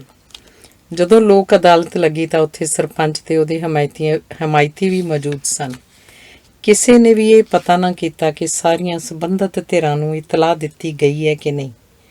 ਜਿਹੜਾ ਸਾਕਾ ਮੇਜਰ ਰਤਨ ਸਿੰਘ ਦੀ ਫਾਰਮ 'ਤੇ ਵਾਪਰਿਆ ਤੇ ਜਿਸ ਢੰਗ ਨਾਲ ਮੇਜਰ ਰਤਨ ਸਿੰਘ ਨੂੰ ਬੇਇੱਜ਼ਤ ਕਰਕੇ ਪੁਲਿਸ ਦੇ ਹਵਾਲੇ ਕੀਤਾ ਗਿਆ, ਉਸ ਬਾਰੇ ਪਤਾ ਲੱਗਣ ਤੇ ਪਿੰਡ ਦੇ ਸਾਰੇ ਲੋਕ ਹਿੰਮਤ ਹਾਰ ਬੈਠੇ ਸਨ। ਖੁੱਲ੍ਹੀ ਅਦਾਲਤ ਦੇ ਸਾਹਮਣੇ ਕਿਸੇ ਨੂੰ ਇਸ ਗੱਲ ਦਾ ਹੌਸਲਾ ਨਾ ਪਿਆ ਕਿ ਅਦਾਲਤ ਸਾਹਮਣੇ ਸਰਪੰਚ ਦੀਆਂ ਕਰਤੂਤਾਂ ਨੂੰ ਨੰਗਿਆਂ ਕਰੇ। ਸਰਪੰਚ ਨੂੰ ਲੋਕ ਅਦਾਲਤ ਵੱਲੋਂ ਸਰਕਾਰੀ ਦਸਤਾਵੇਜ਼ ਮਿਲ ਗਈ ਕਿ ਉਹ ਨਿਰਦੋਸ਼ ਸੀ ਤੇ ਉਹਨੇ ਪਿੰਡ ਦੀ ਕਿਸੇ ਜ਼ਮੀਨ ਤੇ ਨਾਜਾਇਜ਼ ਕਬਜ਼ਾ ਨਹੀਂ ਸੀ ਕੀਤਾ। ਪਿੰਡ ਦੇ ਲੋਕ ਬਸ ਇੰਨਾ ਕਹਿ ਕੇ ਚੁੱਪ ਕਰ ਗਏ ਕਿ ਡਾਢੇ ਦਾ ਸੱਤੀ ਵੀ ਹੀ 100 ਹੁੰਦਾ ਹੈ। ਲੋਕ ਅਦਾਲਤ ਲੱਗਣ ਦੇ ਦੂਸਰੇ ਦਿਨ ਪਿੰਡ ਦੀ ਮੁੰਡੀਰ ਦੇ ਬਹੁਤੇ ਮੁੰਡੇ ਖਾਲਸਾ ਲਿਬਰੇਸ਼ਨ ਫੋਰਸ ਦੇ ਹੱਥੀਂ ਚੜ੍ਹ ਦਹਿਸ਼ਤਗਰਾਂ 'ਚ ਜਾ ਰਲੇ ਤੇ ਇਲਾਕੇ ਵਿੱਚ ਅੱਤਵਾਦ ਦੀਆਂ ਸਰਗਰਮੀਆਂ ਹੋਰ ਵੀ ਤੇਜ਼ ਹੋ ਗਈਆਂ। ਧੰਨਵਾਦ। ਸੁਰਿੰਦਰ ਸਿੰਘ ਨਰੂਲਾ ਦੀ ਪੁਸਤਕ ਪੰਛੀ ਦੀ ਉਡਾਣ ਦੀ ਕਹਾਣੀ ਹੈ ਲੋਕ ਸੁਖੀ ਪਰਲੋਕ ਸੁਹੇਲੇ। ਐਸਐਸਪੀ ਬਲਜੀਤ ਸਿੰਘ ਨੇ ਆਥਣ ਵੇਲੇ ਦੀ ਉਡੀਕ ਕੀਤੀ ਤੇ ਫਿਰ ਉਹਨੇ ਪਿੰਡ ਦੇ ਗੁਰਦੁਆਰੇ ਇਕੱਲਿਆਂ ਹੀ ਜਾਣ ਦਾ ਫੈਸਲਾ ਕਰ ਲਿਆ। ਉਹ ਜਾਣਦਾ ਸੀ ਕਿ ਕਿਸੇ ਹੋਰ ਨੂੰ ਭੇਜ ਕੇ ਉਹ ਆਪਣੀ ਵਿਉਂਤ ਨੂੰ ਗੁਪਤ ਨਹੀਂ ਰੱਖ ਸਕੇਗਾ ਤੇ ਜੇਕਰ ਉਹਦੀ ਵਿਉਂਤ ਦਾ ਪਿੰਡ ਦੇ ਲੋਕਾਂ ਨੂੰ ਪਤਾ ਲੱਗ ਗਿਆ ਕਿ ਉਹ ਪਿੰਡ ਦੇ ਗੁਰਦੁਆਰੇ 'ਚ ਜਾ ਕੇ ਉੱਥੇ ਗ੍ਰੰਥੀ ਨੂੰ ਮਿਲਿਆ ਹੈ ਤਾਂ ਇਸ ਨਾਲ ਸਰਕਾਰ ਦੀ ਬਦਨਾਮੀ ਹੋਏਗੀ। ਉਹਨੇ ਇਹ ਫੈਸਲਾ ਵੀ ਕਰ ਲਿਆ ਕਿ ਉਹ ਇਕੱਲਿਆਂ ਗੁਰਦੁਆਰੇ ਜਾਣ ਬਾਰੇ ਆਪਣੇ ਉੱਪਰਲੇ ਅਫਸਰਾਂ ਨੂੰ ਵੀ ਨਹੀਂ ਦੱਸੇਗਾ, ਕਿਉਂਕਿ ਉਹਨੂੰ ਇਸ ਗੱਲ ਦਾ ਵੀ ਤੌਖਲਾ ਸੀ ਕਿ ਉਹਦੇ ਉੱਪਰਲੇ ਅਫਸਰਾਂ ਵਿੱਚੋਂ ਉਹਦਾ ਕੋਈ ਦੁਖੀ ਉਹਦੀ ਟੰਗ ਖਿੱਚਣ ਦੀ ਕੋਸ਼ਿਸ਼ ਕਰੇਗਾ। ਉਹਨੂੰ ਅੱਗੇ ਵੀ ਕਈ ਵਾਰ ਅਜਿਹਾ ਤਜਰਬਾ ਹੋਇਆ ਸੀ ਤੇ ਉਹ ਇਹ ਜਾਣਦਾ ਸੀ ਕਿ ਉਸ ਤੋਂ ਉੱਪਰਲੇ ਅਫਸਰ ਉਹਦੀਆਂ ਸਫਲਤਾਵਾਂ ਤੋਂ ਬਹੁਤੇ ਖੁਸ਼ ਨਹੀਂ ਸਨ। ਉਹਦੀ ਮਰਜ਼ੀ ਇਹ ਸੀ ਕਿ ਉਹ ਚੁੱਪਚਾਪ ਇਕੱਲਾ ਹੀ ਗੁਰਦੁਆਰੇ ਜਾਏ ਤੇ ਉੱਥੋਂ ਗ੍ਰੰਥੀ ਨੂੰ ਆਪਣੇ ਨਾਲ ਲੈ ਆਏ ਤਾਂ ਜੋ ਇੰਟਰੋਗੇਸ਼ਨ ਸੈਂਟਰ ਵਿੱਚ ਜ਼ਖਮੀ ਪਏ ਅੱਤਵਾਦੀ ਦੀ ਇਸ ਖਾਸ਼ ਨੂੰ ਪੂਰਾ ਕੀਤਾ ਜਾ ਸਕੇ ਕਿ ਸਵਾਸ ਤਿਆਗਣ ਤੋਂ ਪਹਿਲਾਂ ਸੁਖਮਨੀ ਸਾਹਿਬ ਦਾ ਪਾਠ ਸੁਣਨਾ ਚਾਹੁੰਦਾ ਹੈ। ਆਪਣੇ ਕਿਸੇ ਸਹਿਕਰਮੀ ਨੂੰ ਖਬਰ ਦਿੱਤੇ ਬਗੈਰ ਉਹ ਇਕੱਲਾ ਹੀ ਗੁਰਦੁਆਰੇ ਚਲਾ ਗਿਆ। ਉਸ ਵੇਲੇ ਗ੍ਰੰਥੀ ਤੋਂ ਛੁੱਟ ਗੁਰਦੁਆਰੇ 'ਚ ਕੋਈ ਹੋਰ ਬੰਦਾ ਨਹੀਂ ਸੀ, ਪਰ ਗੁਰੂ ਗ੍ਰੰਥ ਸਾਹਿਬ ਅਸਥਾਨ ਤੋਂ ਬਾਹਰ ਗ੍ਰੰਥੀ ਨਾਲ ਗੱਲਾਂ ਕਰਦਾ ਐਸਐਸਪੀ ਬਲਜੀਤ ਸਿੰਘ ਇਸ ਤਰ੍ਹਾਂ ਮਹਿਸੂਸ ਕਰ ਰਿਹਾ ਸੀ ਜਿਵੇਂ ਕਿ ਪਿੰਡ ਦੇ ਸਾਰੇ ਲੋਕ, ਬੱਚੇ, ਬੁੱਢੇ, ਜਵਾਨ, ਤੀਵੀਆਂ, ਮਰਦ ਗੁਰਦੁਆਰੇ ਅੰਦਰ ਹੀ ਹੋਣ ਤੇ ਉਹ ਸਾਰਿਆਂ ਦੀ ਧਰਤੀ ਪਾਟ ਦ੍ਰਿਸ਼ਟੀ ਦਾ ਬਿੰਦੂ ਬਣ ਗਿਆ ਹੋਵੇ। ਉਸੇ ਮਹਿਸੂਸ ਕੀਤਾ ਜਿਵੇਂ ਉਹਦੇ ਆਸ-ਪਾਸ ਤਗੜੀ ਭੀੜ ਇਕੱਠੀ ਹੋ ਗਈ ਹੋਵੇ ਤੇ ਭੀੜ ਦੇ ਸਾਰੇ ਲੋਕ ਉੱਚੀ ਸਾਰੀ ਵਾਹਿਗੁਰੂ ਵਾਹਿਗੁਰੂ ਬੋਲ ਰਹੇ ਹੋਣ ਤੇ ਗ੍ਰੰਥੀ ਨੂੰ ਉਹਨਾਂ ਨੂੰ ਗੁਰੂ ਗ੍ਰੰਥ ਸਾਹਿਬ ਸਥਾਨ ਤੋਂ ਬਾਹਰ ਚਲੇ ਜਾਣ ਲਈ ਆਖ ਰਿਹਾ ਹੋਵੇ। ਜਦੋਂ ਐਸਐਸਪੀ ਬਲਜੀਤ ਸਿੰਘ ਦੀ ਕਲਪਨਾ ਉਹਨੂੰ ਇਸ ਤਰ੍ਹਾਂ ਭੁਆਂਟਣੀਆਂ ਦੇ ਰਹੀ ਸੀ ਤਾਂ ਉਹਨੂੰ ਇੰਝ ਲੱਗਦਾ ਸੀ ਜਿਵੇਂ ਉਹਦਾ ਮਨ ਖੁੱਸ ਰਿਹਾ ਹੋਵੇ। ਪਰ ਇਹ ਅਵਸਥਾ ਪਲ ਦੋ ਪਲ ਹੀ ਰਹੀ। ਆਪਣੇ ਮਨੋਰਥ ਪ੍ਰਤੀ ਉਹ ਝੱਟ ਹੀ ਜਾਗਰੂਕ ਹੋ ਗਿਆ ਤੇ ਉਹ ਗੁਰਦੁਆਰੇ ਆਉਣ ਤੋਂ ਪਹਿਲਾਂ ਜਿਹੜਾ ਨਿਰਣੇ ਕਰਕੇ ਆਇਆ ਸੀ ਉਸ ਬਾਰੇ ਉਹ ਗੰਭੀਰ ਹੋ ਗਿਆ। ਗੁਰਦੁਆਰੇ ਦਾ ਭਾਈ ਐਸਐਸਪੀ ਦੇ ਗੁਰਦੁਆਰੇ ਆਉਣ ਉੱਤੇ ਬਹੁਤਾ ਖੁਸ਼ ਨਹੀਂ ਸੀ, ਕਿਉਂਕਿ ਪਿੰਡ ਦੇ ਲੋਕ ਐਸਐਸਪੀ ਦੇ ਅਤਿਆਚਾਰੀ ਸੁਭਾਅ ਤੋਂ ਪਹਿਲਾਂ ਹੀ ਜਾਣੂ ਸੀ। ਪ੍ਰਦੇਸ਼ ਦੀਆਂ ਅਨੇਕ ਗੈਰ ਸਰਕਾਰੀ ਮਨੁੱਖੀ ਅਧਿਕਾਰ ਸਭਾਵਾਂ ਵੱਲੋਂ ਉਸ ਹੱਥੋਂ ਪੁਲਿਸ ਮੁਕਾਬਲਿਆਂ ਵਿੱਚ ਨੌਜਵਾਨਾਂ ਦੇ ਮਾਰੇ ਜਾਣ ਬਾਰੇ ਚਰਚਾ ਕੀਤੀ ਜਾ ਚੁੱਕੀ ਸੀ। ਪਿੰਡ ਦਾ ਕੋਈ ਵੀ ਬੰਦਾ ਉਹਦੇ ਮੱਥੇ ਲੱਗਣ ਨੂੰ ਤਿਆਰ ਨਹੀਂ ਸੀ। ਦੇਖੋ ਜੀ ਐਸਐਸਪੀ ਸਾਹਿਬ, ਜੇਕਰ ਮੈਂ ਤੁਹਾਡੇ ਨਾਲ ਗਿਆ ਤਾਂ ਮੇਰੇ ਲਈ ਵੱਡੀ ਮੁਸੀਬਤ ਖੜੀ ਹੋ ਜਾਏਗੀ। ਲੋਕ ਗੁਰਦੁਆਰੇ ਆਉਣਾ ਛੱਡ ਦੇਣਗੇ ਤੇ ਮੈਨੂੰ ਪਿੰਡ ਛੱਡਣਾ ਪਊ। ਗ੍ਰੰਥੀ ਆਪਣੀ ਗੱਲ ਨੂੰ ਪੂਰਾ ਕੀਤੇ ਬਗੈਰ ਚੁੱਪ ਹੋ ਗਿਆ। ਐਸਐਸਪੀ ਨੂੰ ਆਪਣੇ ਕੰਮ ਨਾਲ ਗਰਜ਼ ਸੀ। ਉਹ ਬੜੀ ਹਲੀਮੀ ਨਾਲ ਆਖਿਆ, ਭਾਈ ਸਾਹਿਬ, ਮੈਂ ਤੁਹਾਨੂੰ ਕਿਸੇ ਸਰਕਾਰੀ ਕੰਮ 'ਚ ਮਦਦ ਦੇਣ ਲਈ ਨਹੀਂ ਆਖ ਰਿਹਾ। ਮੈਂ ਕਿਸੇ ਕੋਲੋਂ ਮਜਬੂਰਨ ਕੋਈ ਕੰਮ ਨਹੀਂ ਕਰਾਉਣਾ। ਜੇਕਰ ਕਰਾਉਣਾ ਵੀ ਹੋਵੇ ਤਾਂ ਤੁਹਾਨੂੰ ਪਤਾ ਹੋਣਾ ਕਿ ਪਿੰਡ ਦਾ ਸਰਪੰਚ ਹਰ ਸਰਕਾਰੀ ਕੰਮ ਲਈ ਸਾਡੇ ਨਾਲ ਹੈ। ਮੈਂ ਤਾਂ ਤੁਹਾਨੂੰ ਧਰਮ ਦੇ ਕੰਮ ਲਈ ਖੇਚਲ ਕਰਨ ਨੂੰ ਆਖ ਰਿਹਾ। ਸਾਡੀ ਹਿਰਾਸਤ ਵਿੱਚ ਇੱਕ ਅੱਤਵਾਦੀ ਨੇ ਸਾਈਨਾਈਡ ਖਾ ਲਈ ਹੈ। ਮੇਰੇ ਬੰਦਿਆਂ ਨੇ ਉਹਨੂੰ ਉਲਟੀ ਕਰਾ ਕੇ ਬਚਾਉਣ ਦੀ ਕੋਸ਼ਿਸ਼ ਕੀਤੀ ਸੀ, ਪਰ ਉਹ ਕਾਮਯਾਬ ਨਹੀਂ ਹੋ ਸਕੇ। ਤੁਹਾਨੂੰ ਪਤਾ ਹੈ ਸਾਈਨਾਈਡ ਕਿੰਨਾ ਮਾਰੂ ਹੁੰਦਾ ਹੈ, ਪਰ ਉਲਟੀ ਕਾਰਨ ਉਹ ਇੱਕਦਮ ਨਹੀਂ ਮਰਿਆ। ਭਾਵੇਂ ਇਹ ਗੱਲ ਵੀ ਪੱਕੀ ਹੈ ਕਿ ਉਸ ਬਚਣਾ ਨਹੀਂ। ਉਹਦੇ ਅੰਦਰ ਜਿਹੜਾ ਥੋੜ੍ਹਾ ਬਹੁਤ ਸਾਈਨਾਈਡ ਰਹਿ ਗਿਆ ਹੈ, ਉਸ ਆਖਰ ਅੱਤਵਾਦੀ ਦੀ ਜਾਨ ਲੈ ਹੀ ਲੈਣੀ ਹੈ। ਬਸ ਉਹ ਘੜੀ ਦੋ ਪਲ ਲਈ ਜਿੰਦਾ ਰਹਿ ਸਕੇਗਾ। ਬਸ ਕੁਝ ਪਲਾਂ ਦਾ ਹੀ ਮਹਿਮਾਨ ਹੈ। ਦੇਖੋ ਐਸਐਸਪੀ ਸਾਹਿਬ, ਮੈਂ ਗੁਰਦੁਆਰੇ ਤੇ ਪਿੰਡ ਵਾਲਿਆਂ ਦਾ ਮੁੱਖ ਸੇਵਕ ਹਾਂ। ਮੇਰਾ ਫਰਜ਼ ਬਣਦਾ ਹੈ ਮੈਂ ਗੁਰੂ ਦੇ ਕਿਸੇ ਮੁੱਖ ਕਾਰਜ ਤੋਂ ਮੁਨਕਰ ਨਾ ਹੋਵਾਂ। ਤੁਸੀਂ ਗੁਰਦੁਆਰੇ ਵਿੱਚ ਹੋ, ਗੁਰੂ ਨੂੰ ਹਾਜ਼ਰ ਨਾਜ਼ਰ ਜਾਣ ਕੇ ਮੈਨੂੰ ਦੱਸੋ ਕਿ ਤੁਸੀਂ ਜੋ ਕੁਝ ਕਹਿ ਰਹੇ ਹੋ ਸੱਚ ਹੈ। ਇੰਨੀ ਗੱਲ ਕੇ ਗ੍ਰੰਥੀ ਨੇ ਐਸਐਸਪੀ ਦੀਆਂ ਅੱਖਾਂ 'ਚ ਅੱਖਾਂ ਪਾ ਕੇ ਉਹਦੇ ਦਿਲ ਨੂੰ ਟੋਹਣ ਦੀ ਕੋਸ਼ਿਸ਼ ਕੀਤੀ। ਜਦ ਉਹ ਇਸ ਤਰ੍ਹਾਂ ਕੀਤਾ ਤਾਂ ਐਸਐਸਪੀ ਦੀਆਂ ਭਵਾਂ ਵਿਚਾਲੇ ਉਭਰੀ ਰਗ ਦੀ ਫਰਕਣ ਨੂੰ ਮਹਿਸੂਸ ਕਰ ਰਿਹਾ ਸੀ। ਗ੍ਰੰਥੀ ਨੂੰ ਲੱਗਾ ਕਿ ਐਸਐਸਪੀ ਨੇ ਝੂਠ ਬੋਲਿਆ ਸੀ ਤੇ ਉਸ ਨੂੰ ਕਿਸੇ ਹੋਰ ਕੰਮ ਲਈ ਇੰਟਰੋਗੇਸ਼ਨ ਸੈਂਟਰ ਲਿਜਾਇਆ ਜਾ ਰਿਹਾ ਸੀ। ਦੋਵੇਂ ਇੱਕ ਦੂਸਰੇ ਵੱਲ ਥੋੜ੍ਹੀ ਦੇਰ ਦੇਖਦੇ ਰਹੇ। ਆਖਰ ਐਸਐਸਪੀ ਨੇ ਚੁੱਪੀ ਨੂੰ ਤੋੜਦਿਆਂ ਆਖਿਆ, ਗ੍ਰੰਥੀ ਜੀ, ਤੁਸੀਂ ਚਿੰਤਾ ਨਾ ਕਰੋ। ਮੈਂ ਬਾਬੇ ਦੀ ਹਜ਼ੂਰੀ 'ਚ ਤੁਹਾਨੂੰ ਇਹ ਗੱਲ ਆਖਦਾ ਕਿ ਮੇਰੀ ਨੀਅਤ ਸਾਫ਼ ਹੈ ਤੇ ਮੇਰੇ ਇੱਥੇ ਆਉਣ ਦਾ ਇੱਕੋ ਇੱਕ ਮਕਸਦ ਇਹ ਹੈ ਕਿ ਮਰਨਹਾਰੇ ਅੱਤਵਾਦੀ ਦੀ ਆਤਮਾ ਨੂੰ ਸ਼ਾਂਤੀ ਮਿਲੇ। ਜਦੋਂ ਗ੍ਰੰਥੀ ਤੇ ਐਸਐਸਪੀ ਆਪਸ ਵਿੱਚ ਗੱਲਾਂ ਕਰ ਰਹੇ ਸਨ ਤਾਂ ਗ੍ਰੰਥੀ ਦੀ ਘਰਵਾਲੀ ਤੇ ਦੋਵੇਂ ਮੁੰਡੇ ਉਹਨਾਂ ਕੋਲ ਆ ਕੇ ਖੜੇ ਹੋ ਗਏ। ਗ੍ਰੰਥੀ ਦੀ ਘਰਵਾਲੀ ਨੇ ਪੇਂਡੂ ਪੰਜਾਬਣ ਵਾਂਗ ਤੰਗ ਗਲੇ ਵਾਲਾ ਲੰਮਾ ਕੁੜਤਾ ਪਾਇਆ ਸੀ। ਉਹਦੇ ਤੇੜ ਤੰਗ ਪਹੁੰਚਿਆਂ ਵਾਲੀ ਸਲਵਾਰ ਸੀ। ਉਹਨੇ ਆਪਣੇ ਸਿਰ ਵਾਲੀ ਚਾਦਰ ਨੂੰ ਸਿਰ ਉੱਤੇ ਪੀਡਾ ਕਰਕੇ ਲਪੇਟਿਆ ਸੀ ਤੇ ਚਾਦਰ ਦੇ ਪੱਲੇ ਨੂੰ ਮੋਢਿਆਂ ਉੱਤੋਂ ਦੀ ਉਲਾਰਿਆ ਹੋਇਆ ਸੀ। ਦੋਵੇਂ ਮੁੰਡੇ 16-17 ਸਾਲ ਦੇ ਸਨ ਤੇ ਉਹਨਾਂ ਦੇ ਕੱਦ ਕਾਠ ਤੇ ਚਿਹਰੇ ਮੋਹਰੇ ਤੋਂ ਇੰਜ ਲੱਗਦਾ ਸੀ ਜਿਵੇਂ ਉਹ ਜੋੜੇ ਹੋਣ। ਉਹ ਆਪਣੀ ਮਾਂ ਦੇ ਉਹਲੇ ਖੜੇ ਸਨ ਤੇ ਕੁਝ ਸਹਿਮੇ ਜਿਹੇ ਲੱਗਦੇ ਸਨ। ਐਸਐਸਪੀ ਨੇ ਗ੍ਰੰਥੀ ਦੀ ਘਰਵਾਲੀ ਦੇ ਤੌਖਲੇ ਨੂੰ ਦੂਰ ਕਰਨ ਲਈ ਆਖਿਆ, ਮੈਂ ਕਿਹਾ ਤੁਸੀਂ ਗ੍ਰੰਥੀ ਨੂੰ ਮੇਰੇ ਨਾਲ ਜਾਣ ਦਿਓ, ਇਹ ਬਸ ਝੱਟ ਬਿੰਦ ਵਿੱਚ ਹੀ ਮੁੜ ਆਉਣਗੇ, ਵੱਧ ਤੋਂ ਵੱਧ 2 ਘੰਟਿਆਂ 'ਚ। ਗ੍ਰੰਥੀ ਦੀ ਘਰਵਾਲੀ ਨੇ ਐਸਐਸਪੀ ਦੀ ਗੱਲ ਦਾ ਕੋਈ ਜਵਾਬ ਨਾ ਦਿੱਤਾ, ਪਰ ਉਹ ਆਪਣੇ ਦੋਹਾਂ ਮੁੰਡਿਆਂ ਵੱਲ ਮੁੜਦੀ ਹੋਈ ਉਹਨਾਂ ਦੇ ਹੋਰ ਨੇੜੇ ਹੋ ਗਈ। ਉਸ ਕੁੱਕੜੀ ਵਾਂਗ ਜਿਹਨੂੰ ਇਸ ਗੱਲ ਦਾ ਤੌਖਲਾ ਹੋਵੇ ਕਿ ਉਹਦੇ ਚੂਚਿਆਂ ਨੂੰ ਸਿਰ 'ਤੇ ਉੱਡਦੀ ਇੱਲ ਨੇ ਦਬੋਚ ਲੈਣਾ। ਹਾਲੇ ਗ੍ਰੰਥੀ ਦੀ ਘਰਵਾਲੀ ਇਸ ਤਰ੍ਹਾਂ ਮਹਿਸੂਸ ਕਰਦੀ ਭੈਗ੍ਰਸਤ ਮਾਨਸਿਕ ਦੁਬਿਧਾ ਦੀ ਸ਼ਿਕਾਰ ਕੁਝ ਕਹਿਣ ਹੀ ਵਾਲੀ ਸੀ ਕਿ ਗ੍ਰੰਥੀ ਕਹਿਣ ਲੱਗਾ, ਚੰਗਾ ਜੀ ਐਸਐਸਪੀ ਸਾਹਿਬ, ਮੈਂ ਤੁਹਾਡੇ ਨਾਲ ਜਾਣ ਨੂੰ ਤਿਆਰ ਹਾਂ। ਇਸ ਕਲਯੁਗ ਵਿੱਚ ਜੋ ਵੀ ਵਾਹਿਗੁਰੂ ਕਰੇ ਜਾਂ ਕਰਾਏ ਉਹੀ ਚੰਗਾ ਹੈ। ਜਦੋਂ ਗ੍ਰੰਥੀ ਨੇ ਇਹ ਗੱਲ ਆਖੀ ਤਾਂ ਉਹਦਾ ਸਰੀਰ ਕੰਬ ਰਿਹਾ ਸੀ, ਜ਼ਬਾਨ ਲੜਖੜਾ ਰਹੀ ਸੀ। ਉਹਦੇ ਚਿਹਰੇ ਉੱਤੇ ਅਨੋਖਾ ਤੇਜ ਸੀ ਤੇ ਉਹਦੀਆਂ ਅੱਖੀਆਂ ਦੀ ਚਮਕ ਬੁੱਝਦੇ ਜਗਦੇ ਜੁਗਨੂਆਂ ਵਾਂਗ ਲੱਗਦੀ ਸੀ। ਉਹਨੂੰ ਲੱਗਾ ਜਿਵੇਂ ਉਹਦੇ ਸਾਹਮਣੇ ਰੌਸ਼ਨੀ ਦੇ ਟਿਮਕਣੇ ਗੂੜੀ ਕਾਲਸ ਵਿੱਚ ਤੈਰ ਰਹੇ ਹੋਣ। ਜਦੋਂ ਗ੍ਰੰਥੀ ਐਸਐਸਪੀ ਨਾਲ ਇੰਟਰੋਗੇਸ਼ਨ ਸੈਂਟਰ ਪਹੁੰਚਿਆ ਤਾਂ ਦਰਵਾਜ਼ੇ ਉੱਤੇ ਉਹਦੀਆਂ ਅੱਖਾਂ ਉੱਤੇ ਪੱਟੀ ਬੰਨ੍ਹ ਦਿੱਤੀ ਗਈ। ਐਸਐਸਪੀ ਦੇ ਹੁਕਮ ਦੇਣ 'ਤੇ ਪੁਲਸੀਆਂ ਦੀ ਇੱਕ ਟੋਲੀ ਵਿੰਗੇ ਟੇਢੇ ਗਲਿਆਰਿਆਂ 'ਚੋਂ ਲੰਘਾ ਕੇ ਇੰਟਰੋਗੇਸ਼ਨ ਸੈਂਟਰ ਦੇ ਪਿਛਵਾੜੇ ਕਾਲ ਕੋਠੜੀ 'ਚ ਲੈ ਗਈ। ਉੱਥੇ ਪਹੁੰਚਣ 'ਤੇ ਗ੍ਰੰਥੀ ਦੀਆਂ ਅੱਖੀਆਂ ਤੋਂ ਪੱਟੀ ਉਤਾਰ ਦਿੱਤੀ ਗਈ। ਇਸ ਕੋਠੜੀ 'ਚ ਵੱਡੀ ਪਾਵਰ ਦਾ ਇੱਕ ਬਲਬ ਸੀ। ਇਸ ਦੀ ਰੌਸ਼ਨੀ ਚਕਾਚੌਂਧ ਕਰਨ ਵਾਲੇ ਅਦਭੁਤ ਗੁਬਾਰੇ ਵਰਗੀ ਸੀ। ਗ੍ਰੰਥੀ ਨੇ ਆਪਣੇ ਘਟ ਰਹੇ ਮਨੋਬਲ ਨੂੰ ਕਾਇਮ ਰੱਖਣ ਦੀ ਕੋਸ਼ਿਸ਼ ਕੀਤੀ ਤੇ ਉਸ ਆਪਣੀਆਂ ਅੱਖਾਂ ਨੂੰ ਬਾਰ-ਬਾਰ ਝਪਕਾਉਣਾ ਸ਼ੁਰੂ ਕਰ ਦਿੱਤਾ। ਆਖਰ ਉਹਦੀ ਦ੍ਰਿਸ਼ਟੀ ਨਿਰਮਲ ਹੋਈ ਤੇ ਉਹਨੂੰ ਆਪਣਾ ਆਲਾ ਦੁਆਲਾ ਸਾਫ਼-ਸਾਫ਼ ਨਜ਼ਰ ਆਉਣ ਲੱਗ ਪਿਆ। ਉਸ ਦੇਖਿਆ ਕਿ ਫਰਸ਼ ਉੱਤੇ ਵਿਛੇ ਬੋਰੀਏ ਉੱਤੇ ਇੱਕ ਨੌਜਵਾਨ ਬੇਹਾਲ ਬੇਸੁਰਤ ਲੇਟਿਆ ਹੋਇਆ ਸੀ।